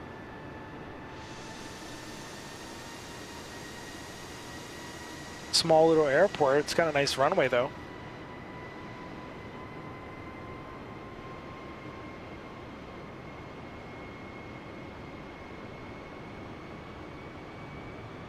All right, let's start to climb up a little bit more. And let's go ahead and disable our heading mode. Flying low altitude for Al. Flying low and fast.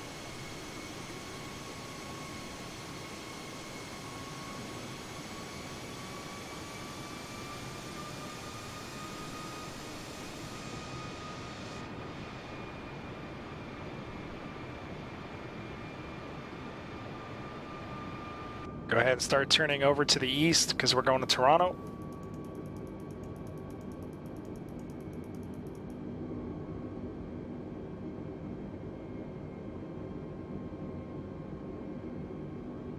Make sure I don't crash here. Hold on.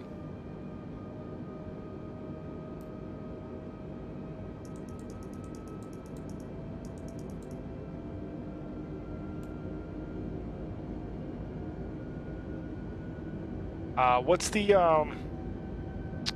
identifier for Toronto? There's a letter before YYZ. Is it? Oh no, it's CYYZ, Canada.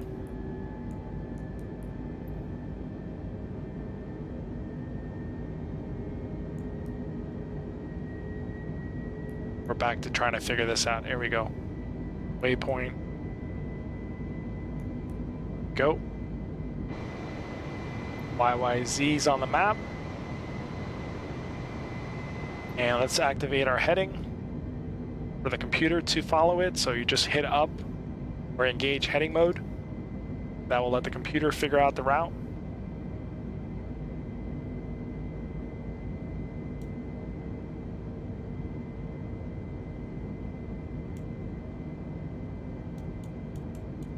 There we go.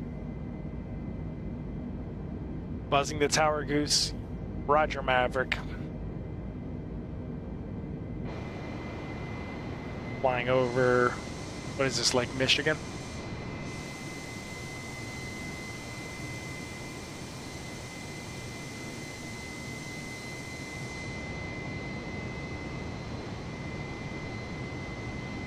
Is anybody getting hungry? Does anybody want meal service?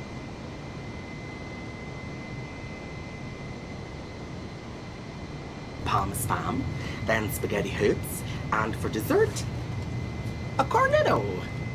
We were meant to have some nice Italian red wine, but it didn't arrive, so I'm just giving everyone a carton of Ribena. He's got the same color uniform as the plane.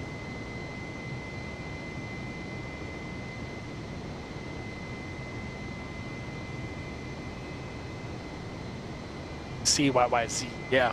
I knew it was C, I was just testing everybody's knowledge. Hey Israel, what happened to your, didn't you have a profile picture? Where'd you get rid of that? Could have sworn I saw you with the picture. Peanuts and Coke, please.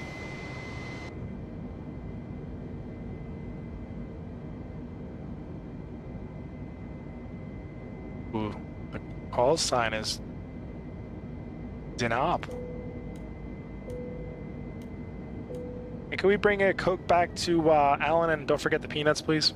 Even though we haven't served peanuts in such a long time. We have pretzels now. And Biscoff cookies.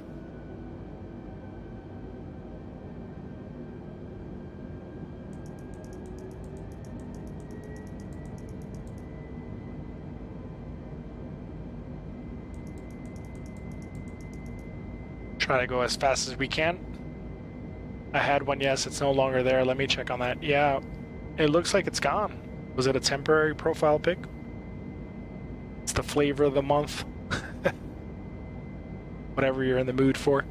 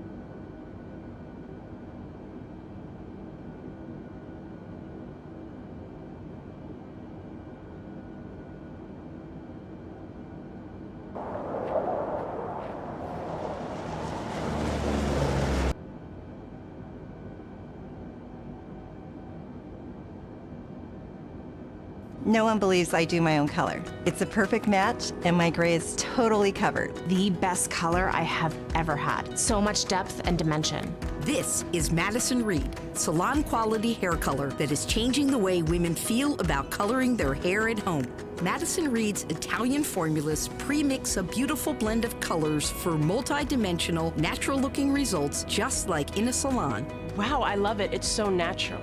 Our odor-free formulas are free of these harsh ingredients and full of keratin, argan oil, and ginseng to add softness and shine. It really smelled good. I couldn't believe it. Finding your perfect shade is foolproof because our color quiz asks all the questions your colorist would ask, and you can virtually try on any shade to see how it looks on you. I never thought home hair color could look this good. I'm super busy, and I could do it on my schedule.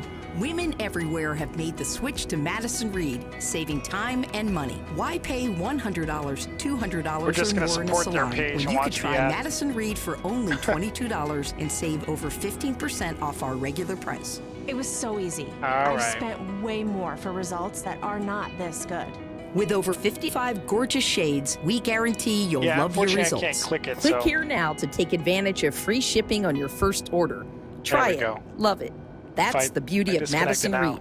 All right, there better not be any more ads behind this, because I'm gonna disconnect it.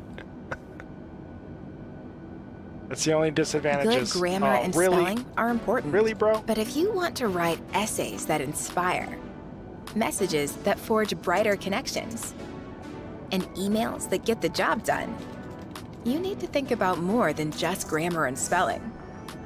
This sentence is grammatically correct, but it's wordy and hard to read. Justin unfollowing. It undermines the writer's message, and the word choice is bland. Grammarly's cutting-edge technology helps you craft compelling, understandable writing that makes an impact on your reader. Much better. Grammarly Adware works not where working. you work, on your computer Adware. or your phone. Imagine what you could do with the secrets of the world's best writers at your fingertips, anytime you need them. Are you ready to give it a try? Installation is simple and free. Visit Grammarly.com today. Sometimes you gotta watch the ads to support the page, you know what I mean? I don't know. This better be the last ad. Thank you. There we go. Now we're partying. This is my peeps. This is my coworkers. Jerusalem, Get it? Ayalami, Okay. ilondoloze, uhambe nami, That's it. zungangishilana. I feel like I'd be a hype man. Jerusalem, ikayalami, ilondoloze, uhambe nami, All right, all right. zungangishilana. Dawo yami, ayikholana. Welcome to Miami. Buso wami, awukholana. Ilondoloze, zuhambe nami. Dawo yami, ayikholana. Buso wami, awukholana. Ilondoloze, All right, that's enough before I. Oh no no no no. Real I don't think so. Well, we supported the page, gents, so they'll get a little ad credit for that. Line dancing, they do that the old folks home. It's a good song. I like it. It's positive vibes. Positive vibes. I'm gonna get a notification from Facebook. You violated 2 of our copyright. Oh, thanks.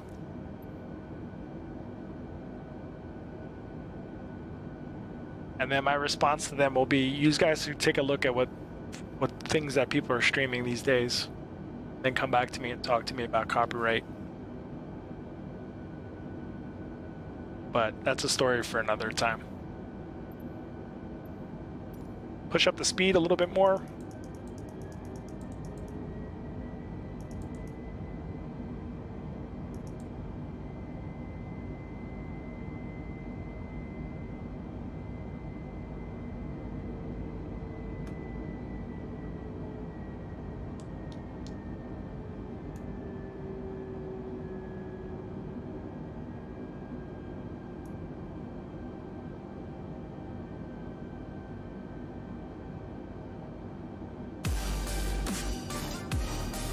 Carl LeBlanc, thank you so much for the like. Welcome to the stream. Carl LeBlanc. LeBlanc. Sounds French. French Canadian. Sounds like a French Canadian name. Oh, I'm sorry, Carl. Carl LeBlanc. So sorry. Did I say Charles? Yeah, I did say Charles. No, I said Carl, right? LeBlanc, it is, yeah. Carl LeBlanc. LeBlanc. Je ne sais quoi. Carl, parlez-vous français? Hello. It took 1 year of French and I dropped out in like a month. If you have time, check out the comment on my edit story back about 45 minutes ago. Wait a minute, what happened? What did I miss? It doesn't break it down by time, but what did you say, Al? Believe KORD, please. Yeah, I did that one. 40 miles north. 4 blocks from that. Love it. Look left. It's in Coke. Peanuts let me off. Is that what you're talking about? And then you get a premium for running ads? No, not really. That was just somebody else's YouTube account. The only time you get ads is when you make partner, and then they'll run the ads for you. To tune into the stream, you watch like a couple minute, not even a couple minutes, a couple seconds. I need that. Check my pick. Line dancing.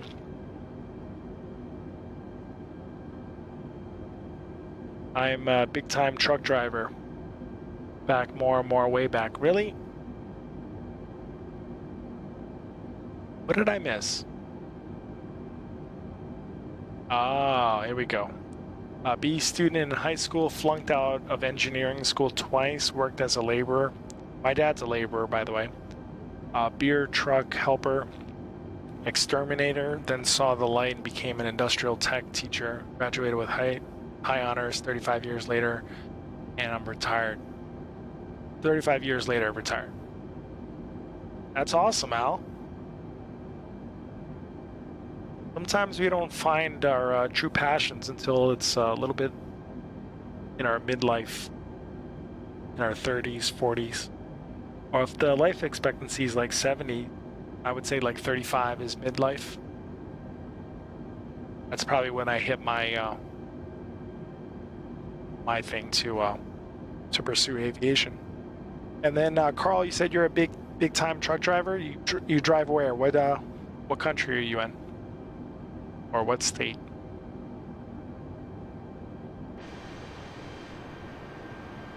That's my story, and I'm sticking to it. Yeah, I got my story, and I'm happy with it. So I have no regrets. Well, other than doing it all sooner, that's the only regret.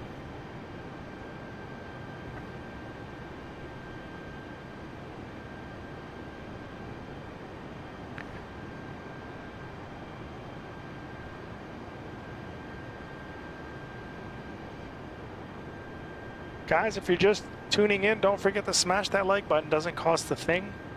It takes 1 second. Give me a little heart, little smiley. Just a plain old thumbs up. We're on our way to Toronto, Canada. I just don't know yet if we're going to land at Billy Bishop Airport or if we're going to do YYZ Toronto in good old Mississauga. Got somebody down there flying below us. Thicket 9909. What's he flying? Small plane.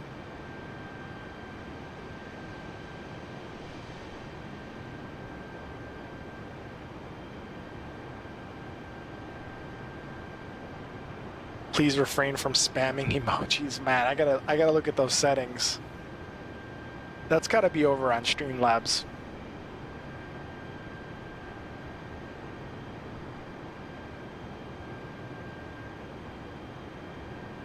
Damn you, mod. Yeah, that's automatic, but that's not me. Whatever it was set up, I gotta look into it.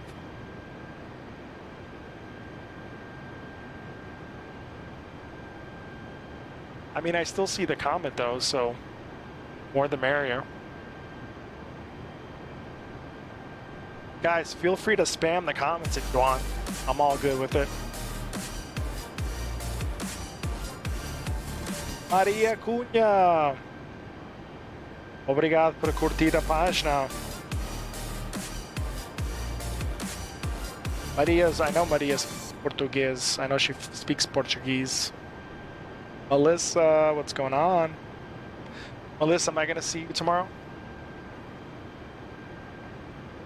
Melissa's father is actually retiring from the pizza business. He owns a restaurant in New Jersey. And he is retiring after so many years of doing it. he sold the business, and we want to wish him well on his next endeavor, or all his endeavors, if I said that right.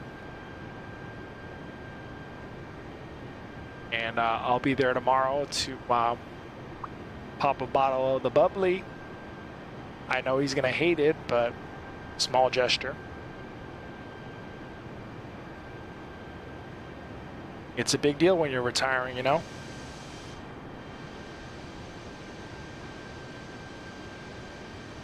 The book in the story is I had a teacher freshman year who told me that was my calling 10 years before I knew it. And Justin said, no like button in Twitch, so you have to spam emojis. Yeah, I don't care if you spam the chat. It just increases the engagement, so... I mean, technically that's cheating, but... I won't tell if you won't.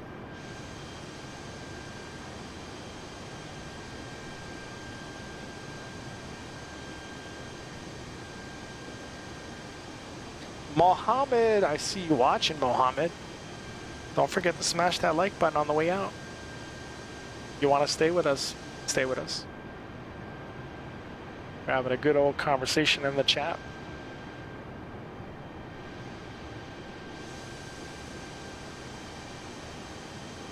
It's 11:34 here on the East Coast. 10:34:35 where Alan's at. Justin's in the same time zone, 11:35.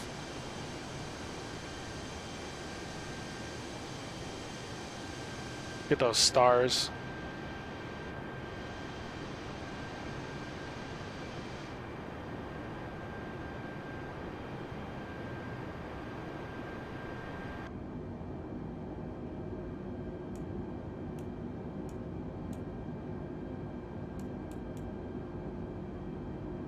John Boy, got this. Takeout, chill, W cats, elbow cough, wash hands, shelter in, social dis, leering. John Boy, thanks for the comment, man. Appreciate it. Over on YouTube. I'm on VOR time, Justin says.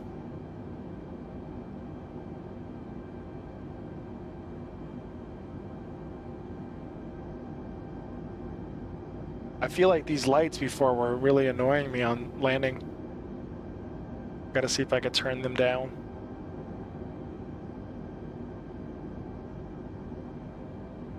See if I can adjust them.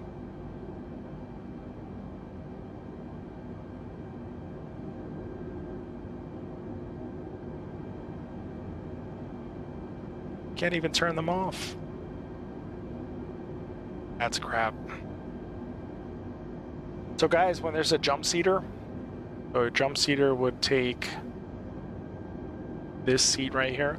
There's actually two jump seats in this plane. And there is a jump seater. Back to my view here. On 1 second. There we go. So there's one here, and then there's one behind the captain as well. And the jump seater can actually put on a headset and listen to the communications. He uses this panel up here. This one. Right here. To talk and stuff.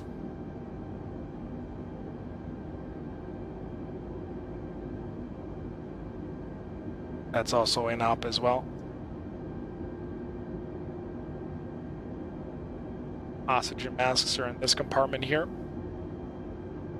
It's funny that it says waste, no cigarette disposal. Back in the day, pilots used to smoke in the cockpit. It's hilarious. Only 2 watching. Over on YouTube, now it's 1. Yeah, it is what it is. I only have like 16 subscribers. I think I might have now 17 or 18. But hey, if you tune in, you tune in. If you don't, no big deal. You know, the only way you're going to grow the channel is by being on and streaming, letting people get a taste of what kind of content you put out. So, but John Boy, I appreciate you tuning in, man, and dropping a comment.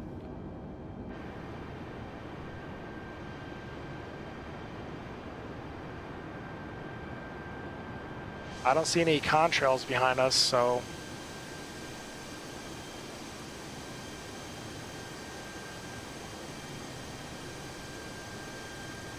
The smokers in the rock pit crack a window, the oxygen masks come down. Smokers in the cockpit crack a window, and then the oxygen masks come down.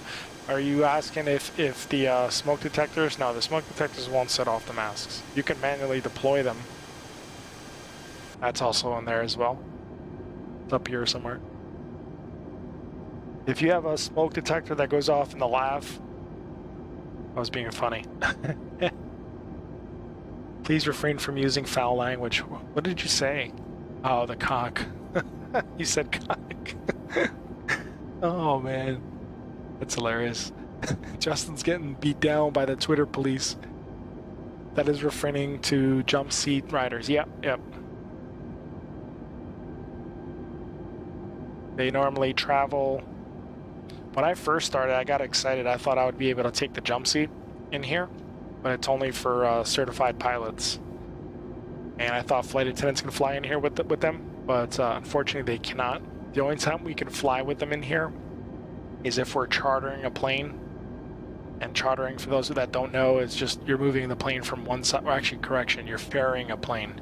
Charter is you have like your private hire, like a baseball team, football team, or any other organization that buys the plane, rents the plane. And but when we ferry an aircraft, there's no passengers on board, but they still use a crew sometimes. So they put flight attendants on the plane, and then they'll open the door on landing or takeoff. They'll keep the door open the whole way. And if you get really good pilots, they'll allow you to sit in the jump seat when you're ferrying the plane. A lot of times we ferry planes to our maintenance hubs out in Oklahoma. So something might be broken on the plane, but it's still airworthy, so they'll fly the plane to the maintenance hub to fix it. And they'll still need a crew just in case.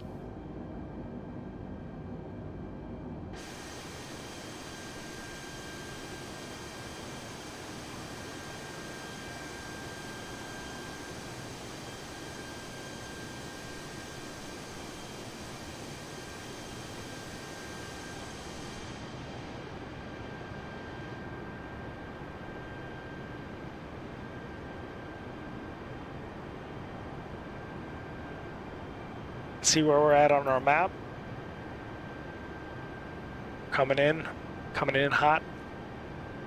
We'll go ahead and start descending. Go down to 7,000. Keep our airspeed high.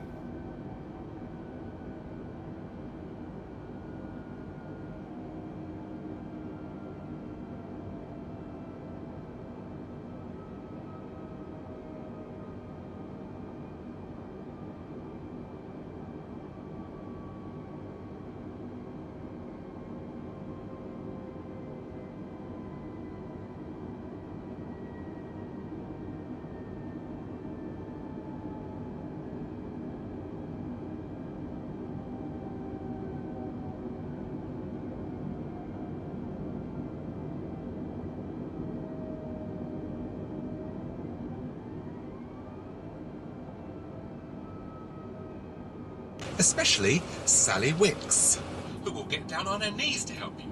Just don't leave her alone with your husbands, ladies, because Sally Wicks is nothing more than a trollop. No, Simon, I'm gonna say it. Sally Wicks, everybody.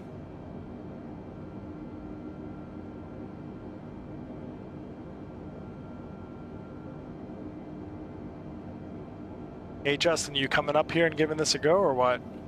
Or are you still eating wings and tacos?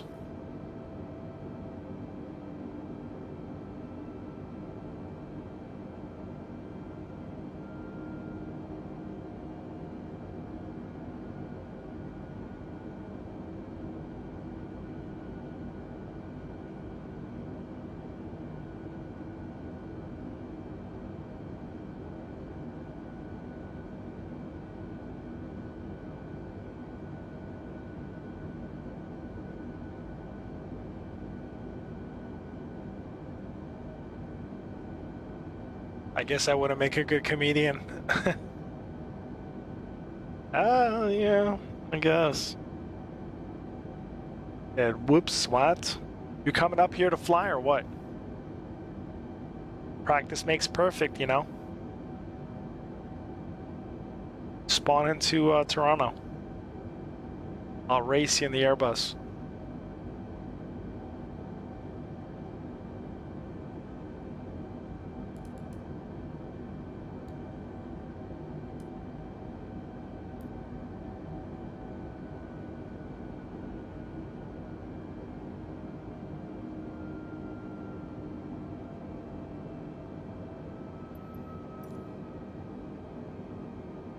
Speaking of ATC, haven't heard you talk on VATSIM. No, I'm not on VATSIM today. I decided to take a break from it. Hendra, thank you so much for the like. Welcome to the stream. Hendra's a really unique name. Where's Hendra from? It's a very nice name. I like that name, Hendra.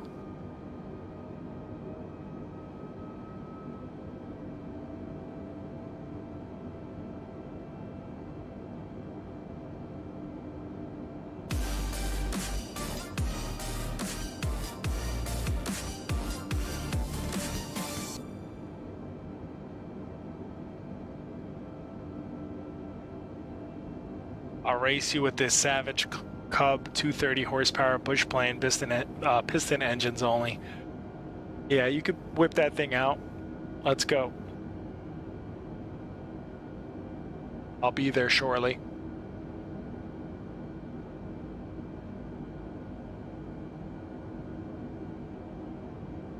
We haven't seen Otto today. Everybody misses Otto. Otto, you look a little deflated, bro. Lo, thank you so much for the like. Appreciate you.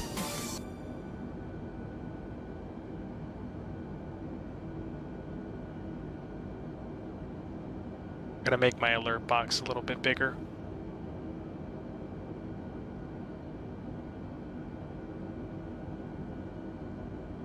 There we go.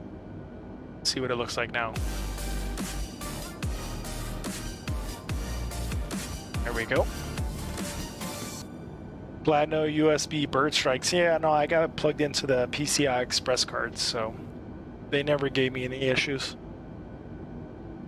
I have 10 devices. I can plug in 10 in the back, and then there's 2 more on the card on the inside of the PC. So I got a total of 14 USB ports that I can plug into. And that's hardwired directly to the power unit inside the computer. But until AMD releases a fix, anybody that has a 550 motherboard from MSI, you're going to experience USB drop issues. If you have anything plugged in, even a powered hub, still have issues with the USBs. So AMD already recognized the problem.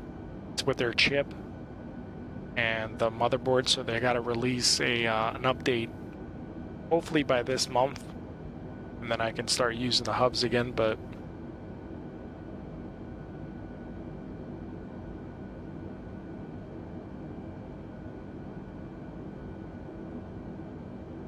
let's see.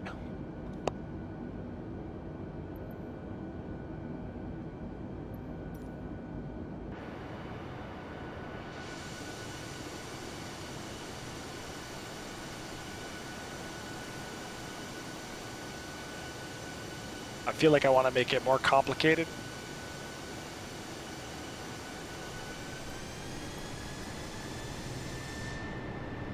Now it's raining. My wipers better work though.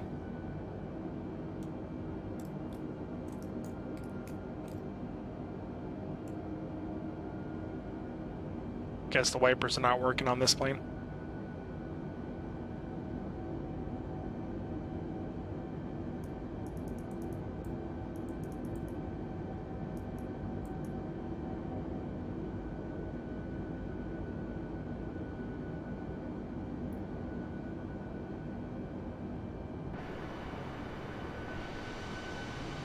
It's got really dark all of a sudden.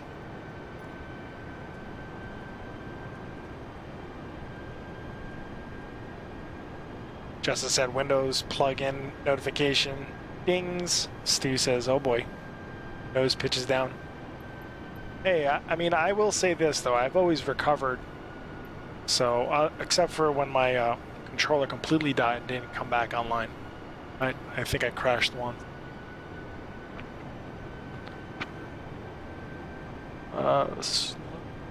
Can do snow as well.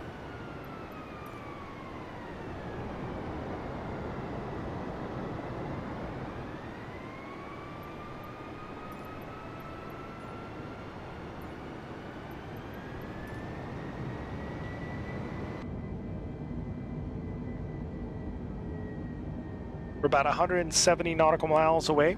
It's about 21 minutes. Got a little tailwind going. 271 knots from the backside at 4 knots. And we're just gaining that 4 knots. See how, remember on my other streams I told you when you get the wind directly behind you, just like we do here? 04, it's pretty much almost on the nose. So you'll take those 4 knots and add it to your speed, and that'll be your ground speed.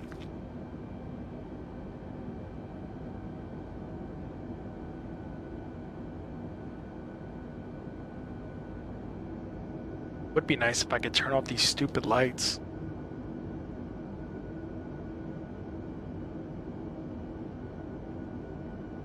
Everything is up in this damn plane.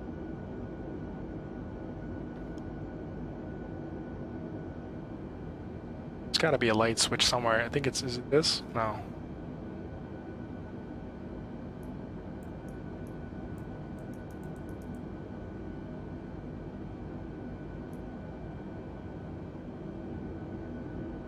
Alright, somebody find out where the light switch is on this plane.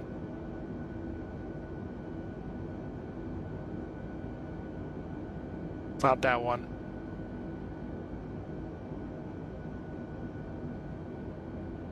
Oh, I think I found it. No, that's not it.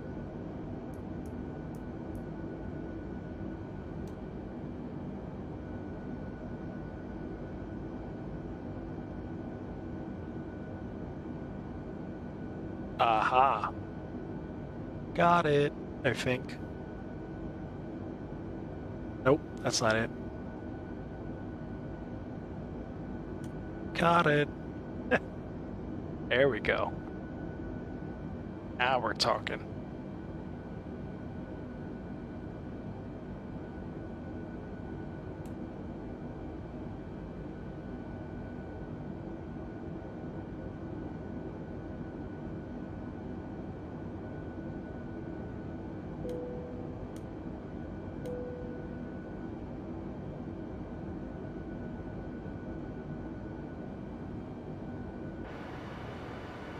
Underneath the pilot seat. Just them with the jokes.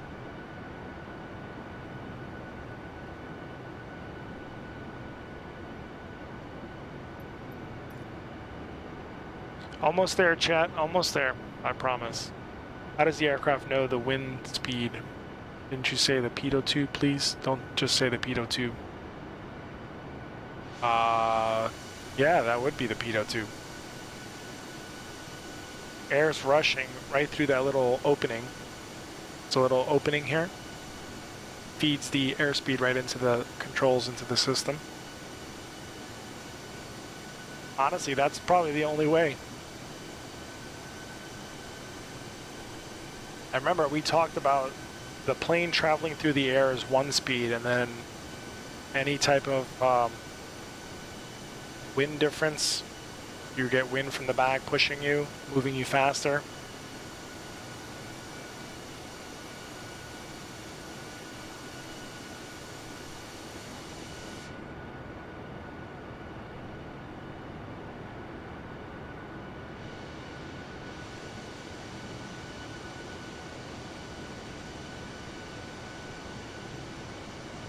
Yeah, that's speed through the air. Oh, you're talking about ground speed? Yeah, the ground speed is this. Oh, you mean like, how does it know? Like, for example, well, this is just radar information. Like the 270-04, they get that from like live data from satellites and from wherever. or from ground controls. It transmits information to the plane and then it knows the speed. It's not like there's another pitot tube on the back end of the tail measuring the wind speed. So this is from information from the computer. That's how it knows the wind, the current wind conditions outside. Just like we look at information like for ATIS information.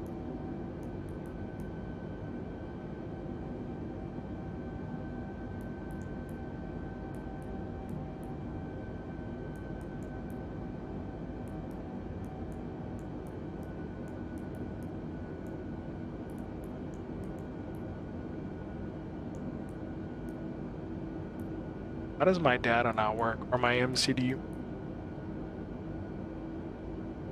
But how does it know what that wind speed is? So the data is sent up to you, right? Yeah, it's either sent up or sent down. I don't know if it's a satellite from the top or from the bottom. It's probably from the bottom.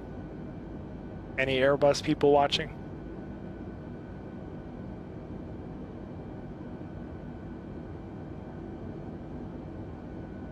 Remember, this thing's pretty powerful. It has a lot of communications you can send.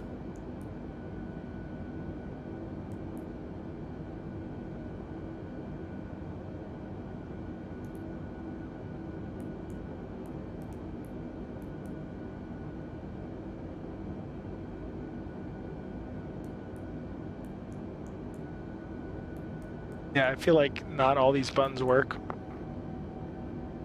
See, it has GPS information, your current position.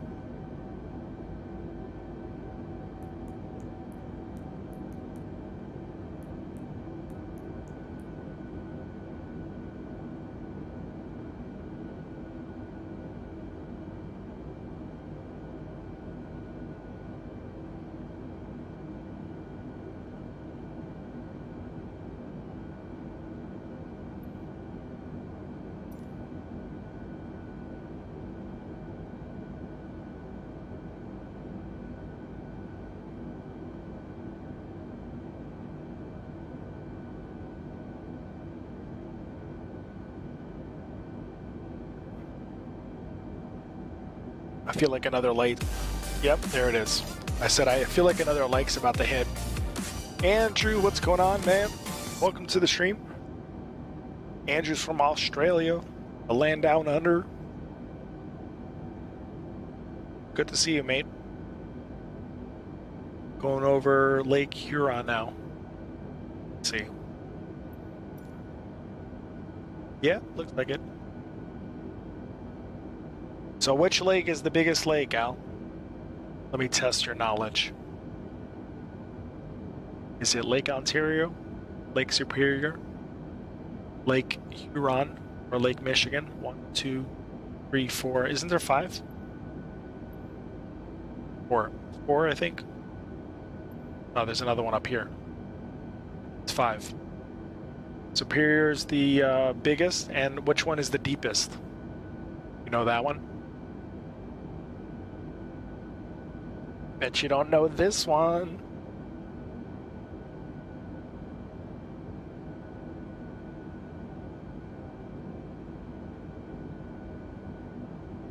Yeah, which is the deepest lake out of the 5?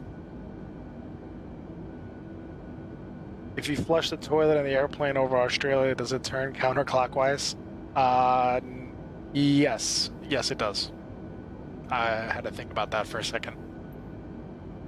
Actually, anything south of the equator, I think Australia is south of the equator, I think.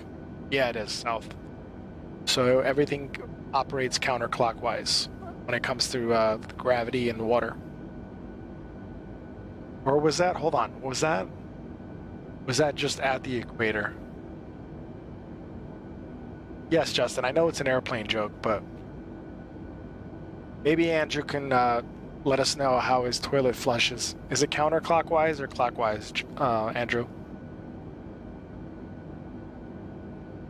Now Justin's going to get the answer to it, whether he likes it or not. And Alan says Michigan. Is it Michigan? I don't know. Somebody had bragged to me about it.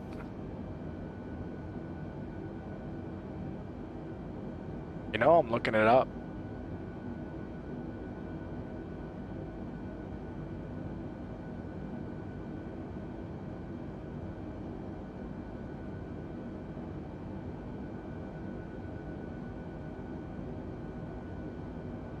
Lake Superior is,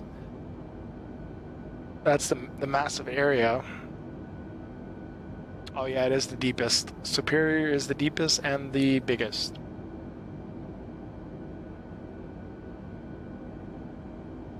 The largest of the 5, and Lake Superior is also the deep, 405 meters. And just down, just down, which is the coldest? I don't know. I'm gonna say Michigan. Flushing on an airplane is very violent and scary. Just down the hole.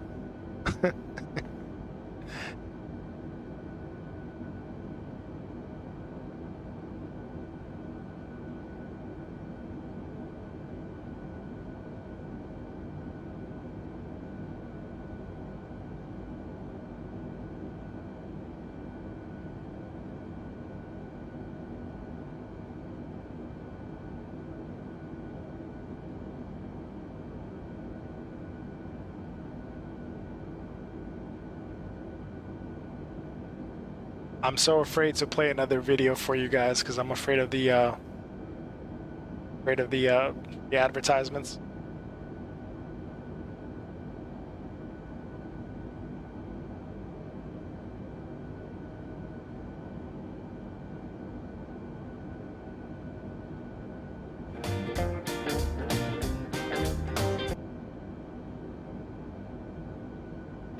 I like going fast on land too. Because the faster I Me go, and these the younger advertisements. I feel. This is what I get.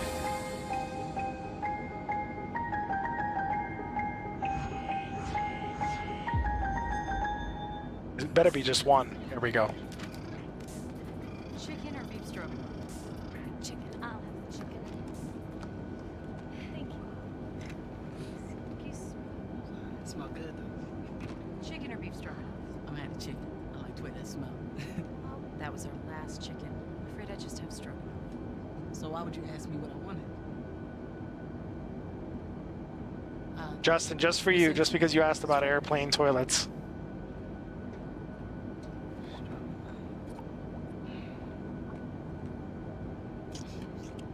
That beef stroganoff. I want to have that. It was good. Got a little spit on it. Yes, you Sorry. did.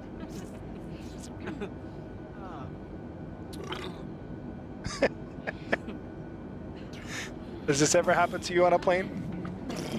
Are you all right, sir? Where the bathroom? It's straight down. Where?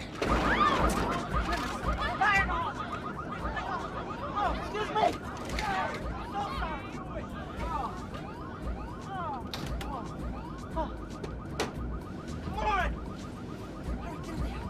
Damn! Oh, shit! So loose. Alan, this one's for you. Andrew said we're about to get a cyclone that's spin clockwise. Yeah, I knew that one. The northern hemisphere, the typhoons go anti-clockwise. Yeah, that I knew. For sure.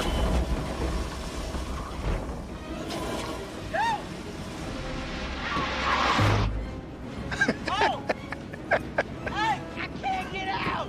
My ass is stuck! Come on, God, please! I'm a Christian! Only I know about these funny clips, let me tell you. Maxine, thank you so much for the like. Welcome to the stream.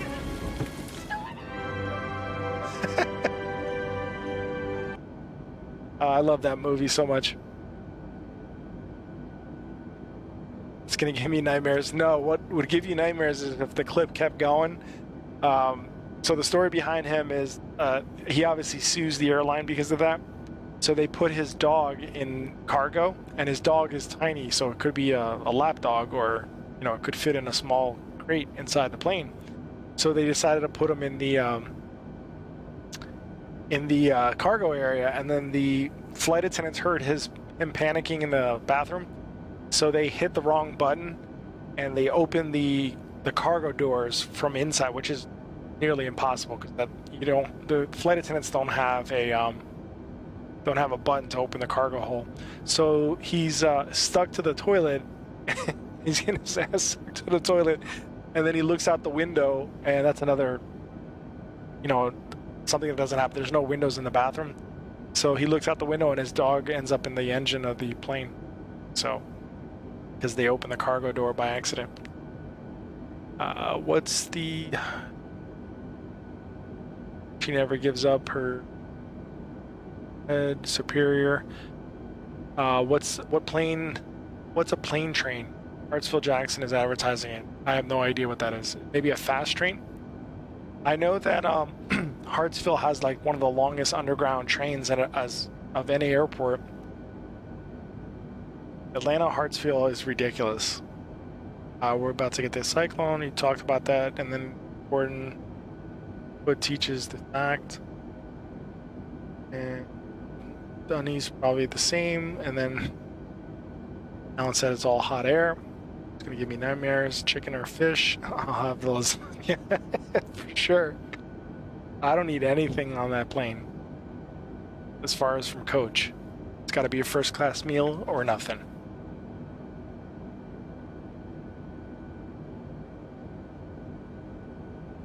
So guys, I actually had the opportunity to take a tour of the catering company that we use, and I wanted to kind of do a myth buster.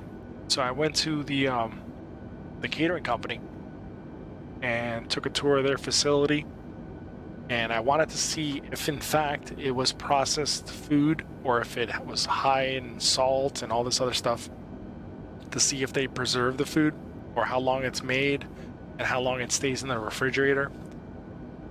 So I was actually blown away. I did a testing, and I sampled the menu for the next quarter. This was about a year ago that I did it. And believe it or not, they run a tight ship over there. And when you walk in, it's a secure area, so you can't, the knives that they have for cutting up the food, like the chef knife, they actually have them numbered and inside of a case that's locked up. So for example, if I want to be a bad guy and I want to put a knife in a cart and then bring it on the plane and then tell the flight attendant, hey, the knife's going to be in this car, whatever, and then the knife goes to the passenger and the passenger starts stabbing everybody. For sure. And so they actually number it, and then whoever signs out the knife is responsible for the knife. It's crazy what they do. Can you fly this plane and land it? Surely you can't be serious. I am serious, and don't call me sure. So yes, I wanted to see, and it was actual chefs making the food. You have a master chef or a head chef, and then you got a bunch of sous chefs below him. And yes, they do mass produce the food because there's so many flights going out, like especially international. So it is a chef preparing the recipes, making the food. They do make the same food for like 3 months, and they cook the same stuff over and over. The food doesn't sit more than a day, so it's prepared the day before, goes into a blast chiller, and then somebody inspects the food for quality control, and then they also check the carts to make sure when they seal the carts up that there's nothing in there that's dangerous, like a hidden knife or anything. So then once it hits the blast chiller, it stays there, and then the next day it goes out. So, and then I also was looking to see what the ingredients were and wanted to see if anything is processed. And believe it or not, they have trucks that pull up to the docks, the loading docks, and it's all fresh food, like fresh vegetables, proteins, cheeses. They hand cut everything. So believe it or not, it actually is like good quality food that they're putting into these dishes, at least the catering company that I have in the United States.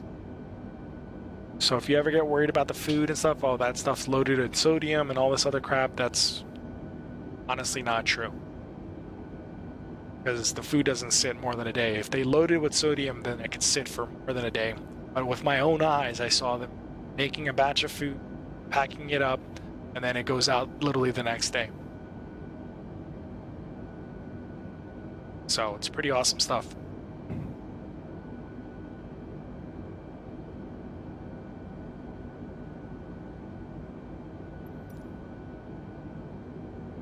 Should be coming up on Toronto.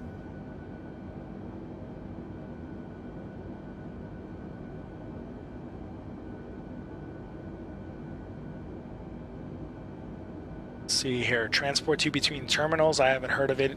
Oh yeah, then that's probably going to be like a faster train. And Andrew said, "Don't call me Shirley." This plane has 4 engines. Fresh pretzels, I like that. Yeah, they even it goes down to like the lemon wedges and the lime wedges. They cut that all in-house. So when they make like the cheese plates and stuff, it's all pretty fascinating stuff, by the way. I was actually shocked when I saw it. I couldn't believe it. I thought I was gonna like find things that were pre-packaged and ready to go, but they bring in like these big blocks of cheese and they cut up the cheese for the cheese plates. Andrew, no problem, man. Thank you for stopping in. Appreciate your support.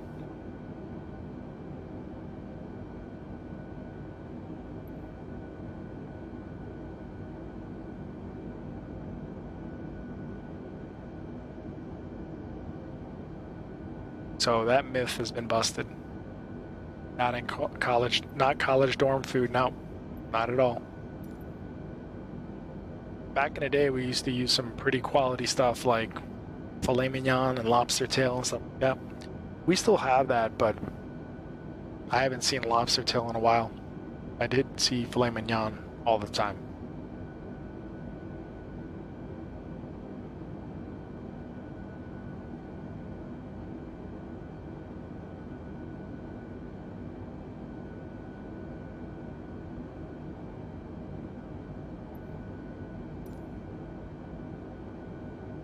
We're gonna turn right here. We're gonna go over the lake.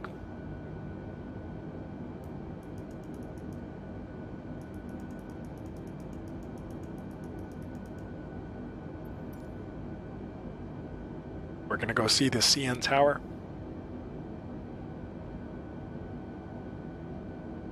And I believe the Hockey Hall of Fame is also in Toronto too. Don't quote me on that, but I'm almost positive. Or is it Montreal? I'm not a hockey fan. I mean, I watch it, or I could watch it.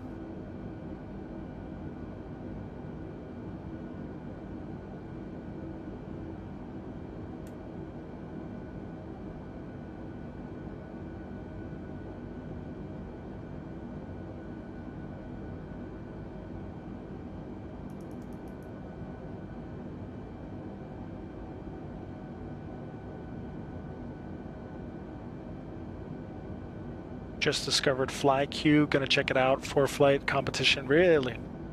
There's another one out there. The heck is it? They give you like a 90-day trial or a 30-day trial. It's on my iPad. Is it iFly or something like that? It's not as good as ForeFlight though.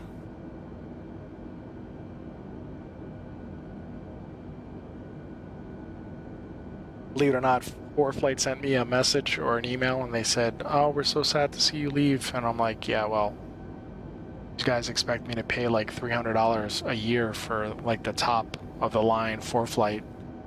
I get it, that it's very valuable when you're flying, but damn, $300? That's about $200 less than what I pay for airplane insurance.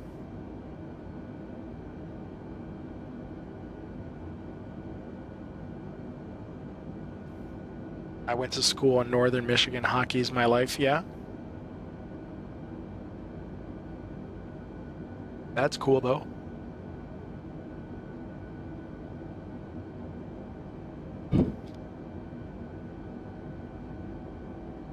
So I guess you were sad when Wayne Gretzky's dad died.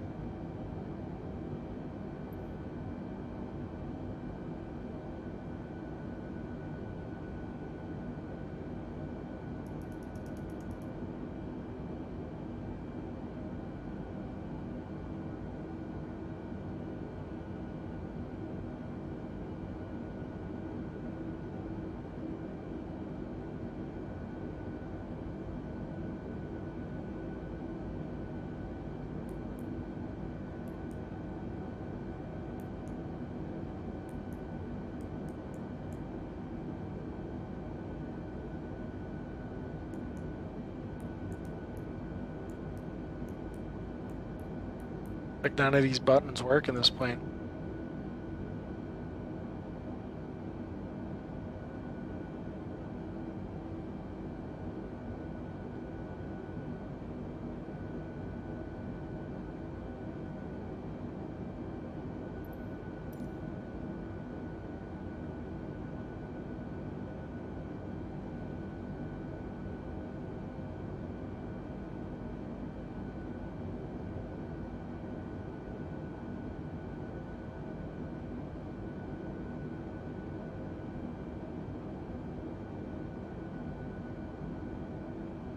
We're almost there, guys. Almost there. And we'll call it a night. 21 nautical miles, 21 minutes. Coming up fast on Toronto. Should be off our left wing here.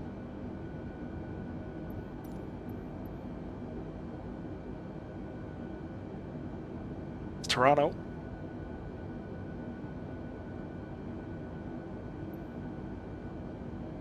We'll just do the northern arrival from the top so we can see the CN Tower and stuff. Should look nice at night. Should look nice at night.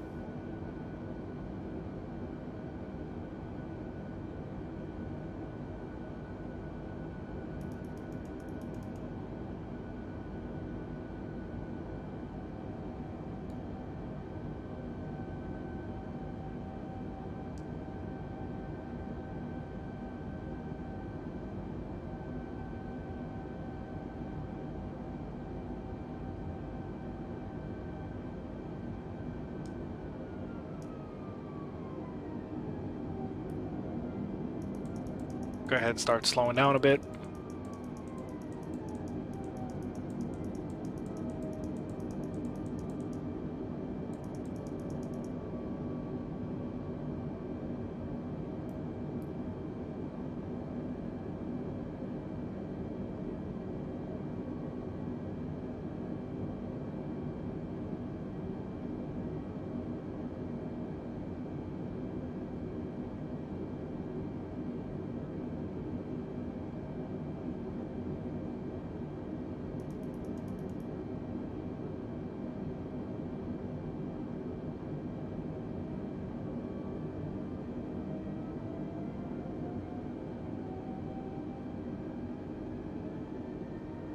We're gonna take this runway here on the end. Runway 24 right.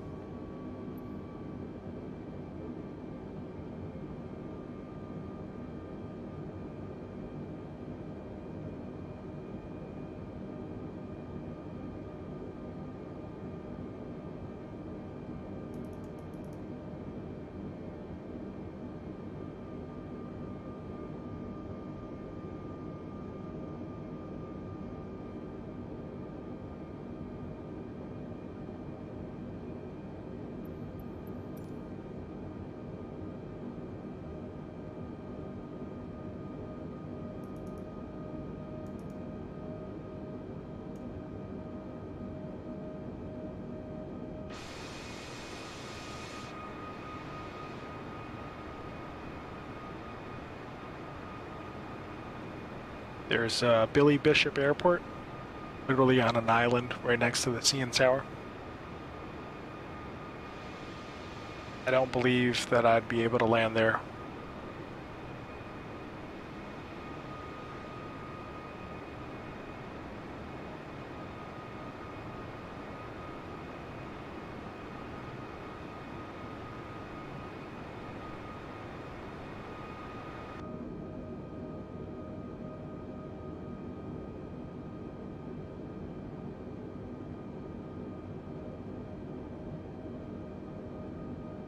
Hey Alan, have you ever eaten any places in Chicago?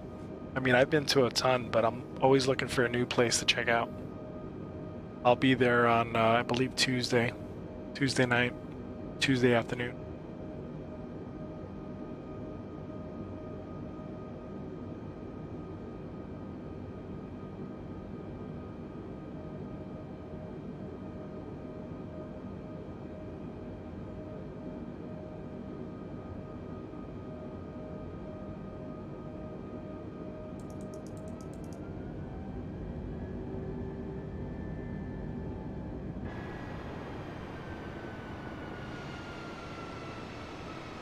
lately. Yeah, there's this place I went out there to eat. It was amazing. I got stuck there one time because of a storm. We had like a brutal thunderstorm rolling through Florida, so they canceled our flight. And then they made us fly directly to Chicago. We stayed there for like 36 hours.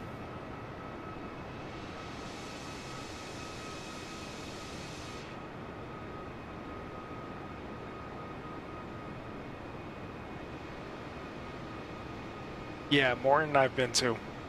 Morton Steakhouse. Yeah, I've been to Morton. 100% absolutely positive I've been to Morton. Somebody's down there flying at Billy Bishop. Toronto doesn't really look that lit up. That looks ugly.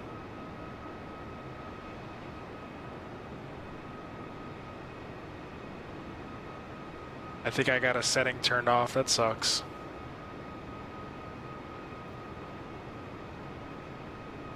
I don't see the tower.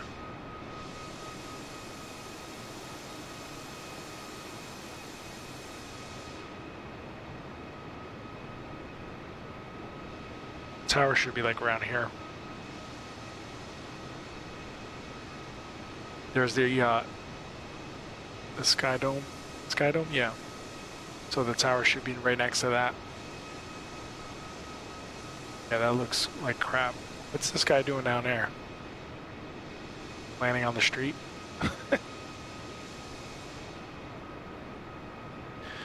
Alright, let's go ahead and slow down and make our way.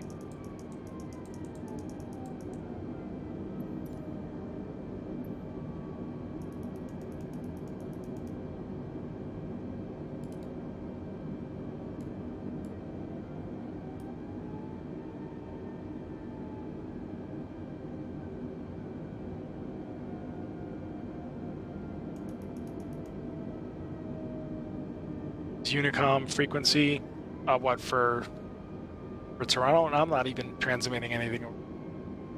It's at 124, but I don't think that's the right frequency.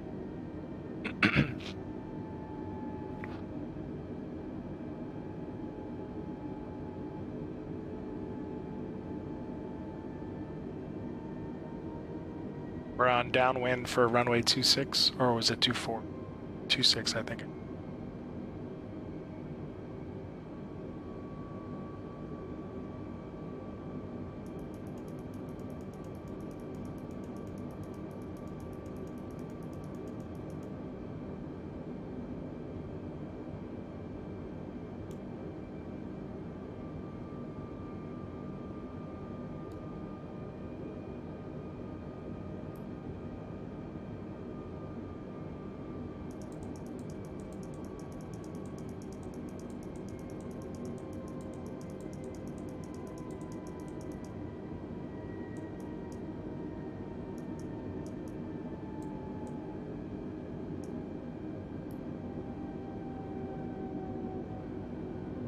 Oh, look, the wipers are on. 500 or 2,500. Yeah, 2,500.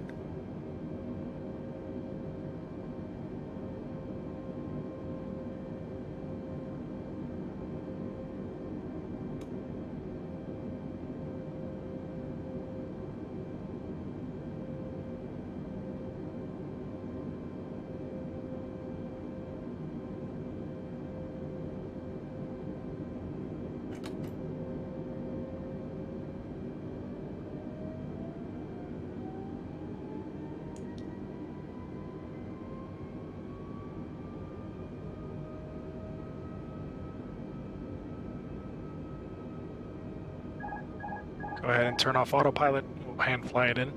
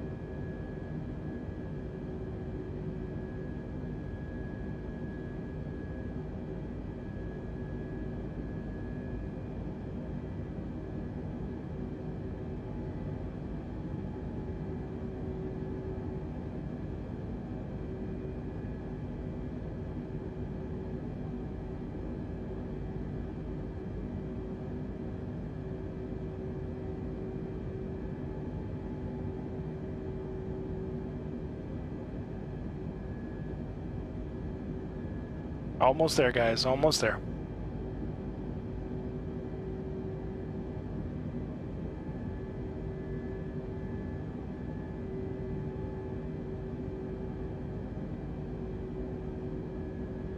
We're going to be picking the runway to our right. There's two there.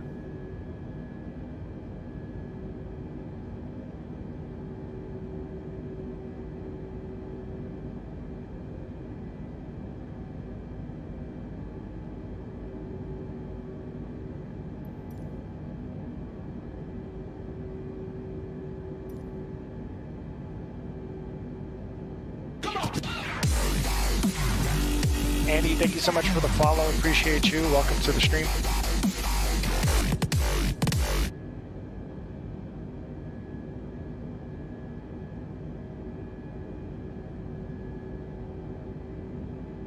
Keep it at 170 till we get closer. Full flaps extended.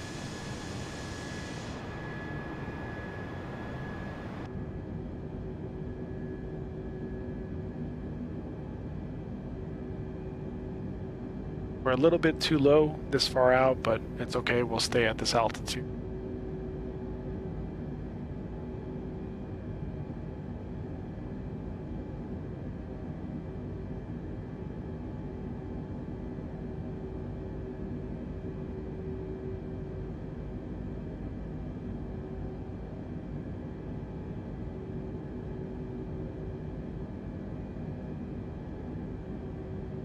Landing lights on.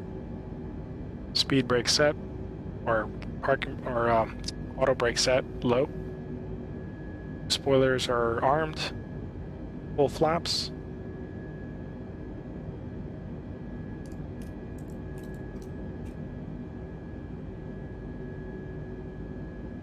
I know there's more, probably more to the landing checklist, but landing checklist complete.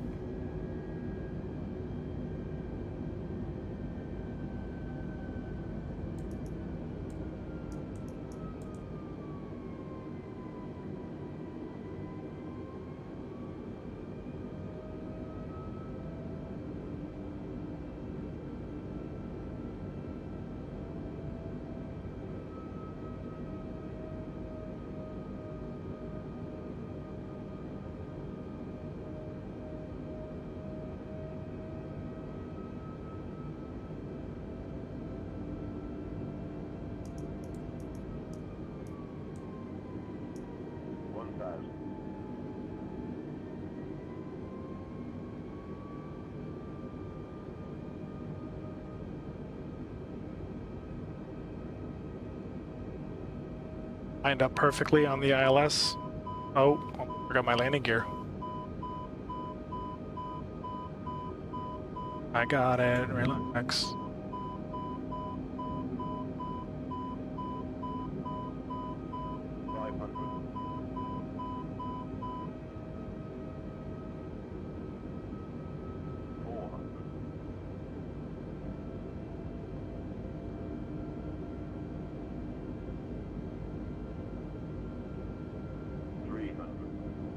A little bit low, but there we go.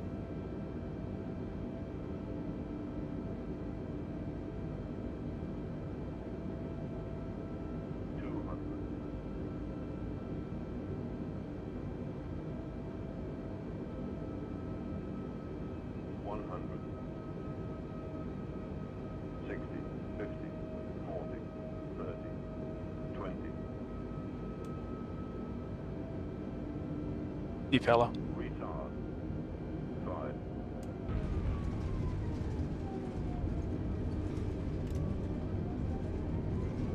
And reverse thrust.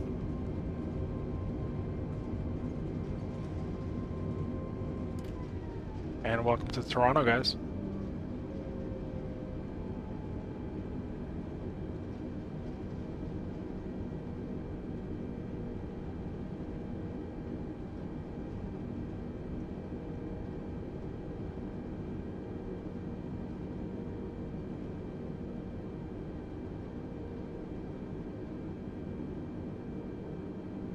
All right. Made it.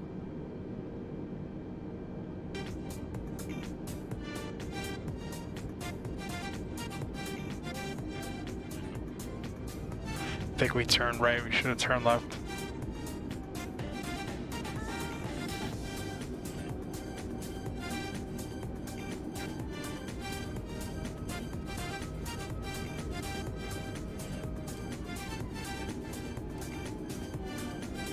After landing checklist.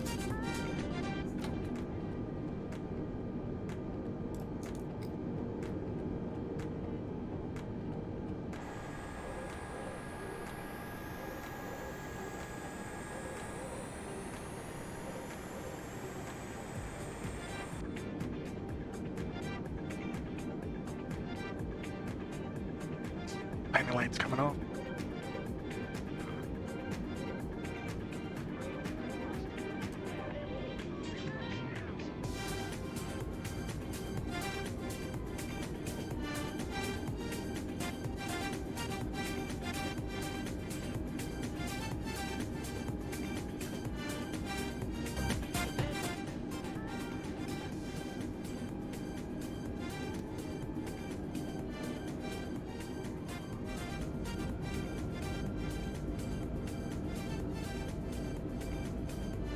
Air traffic control is probably like, where's this guy going?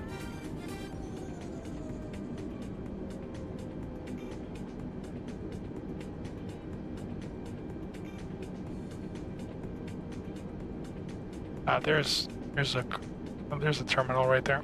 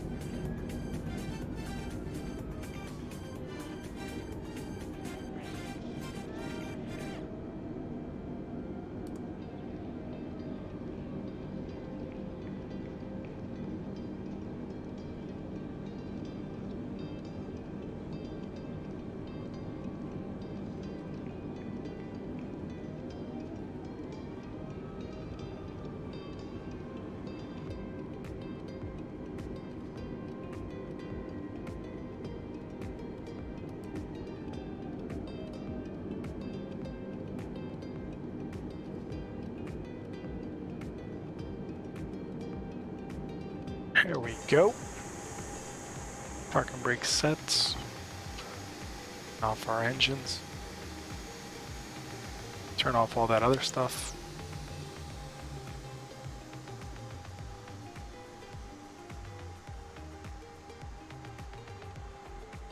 Alright guys, it's been an absolute pleasure. Thank you so much for tuning in. Be sure to smash that like button on the way out if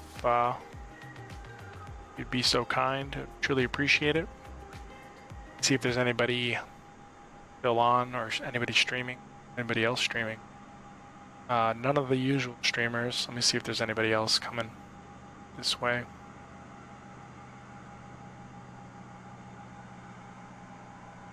Alright.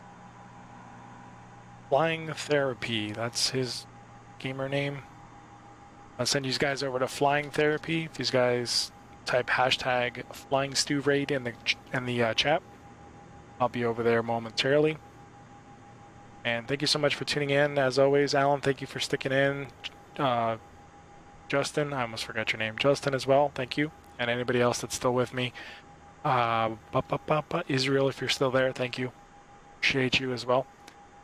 And I will catch you guys again on another day. Hopefully soon. And it should pop up on your screen momentarily. You guys go ahead and just join it. And I'll be over there shortly to join you guys. Hashtag Flying Stew. Alan, thank you. Have a great night. And I'll talk to you guys soon. Take care.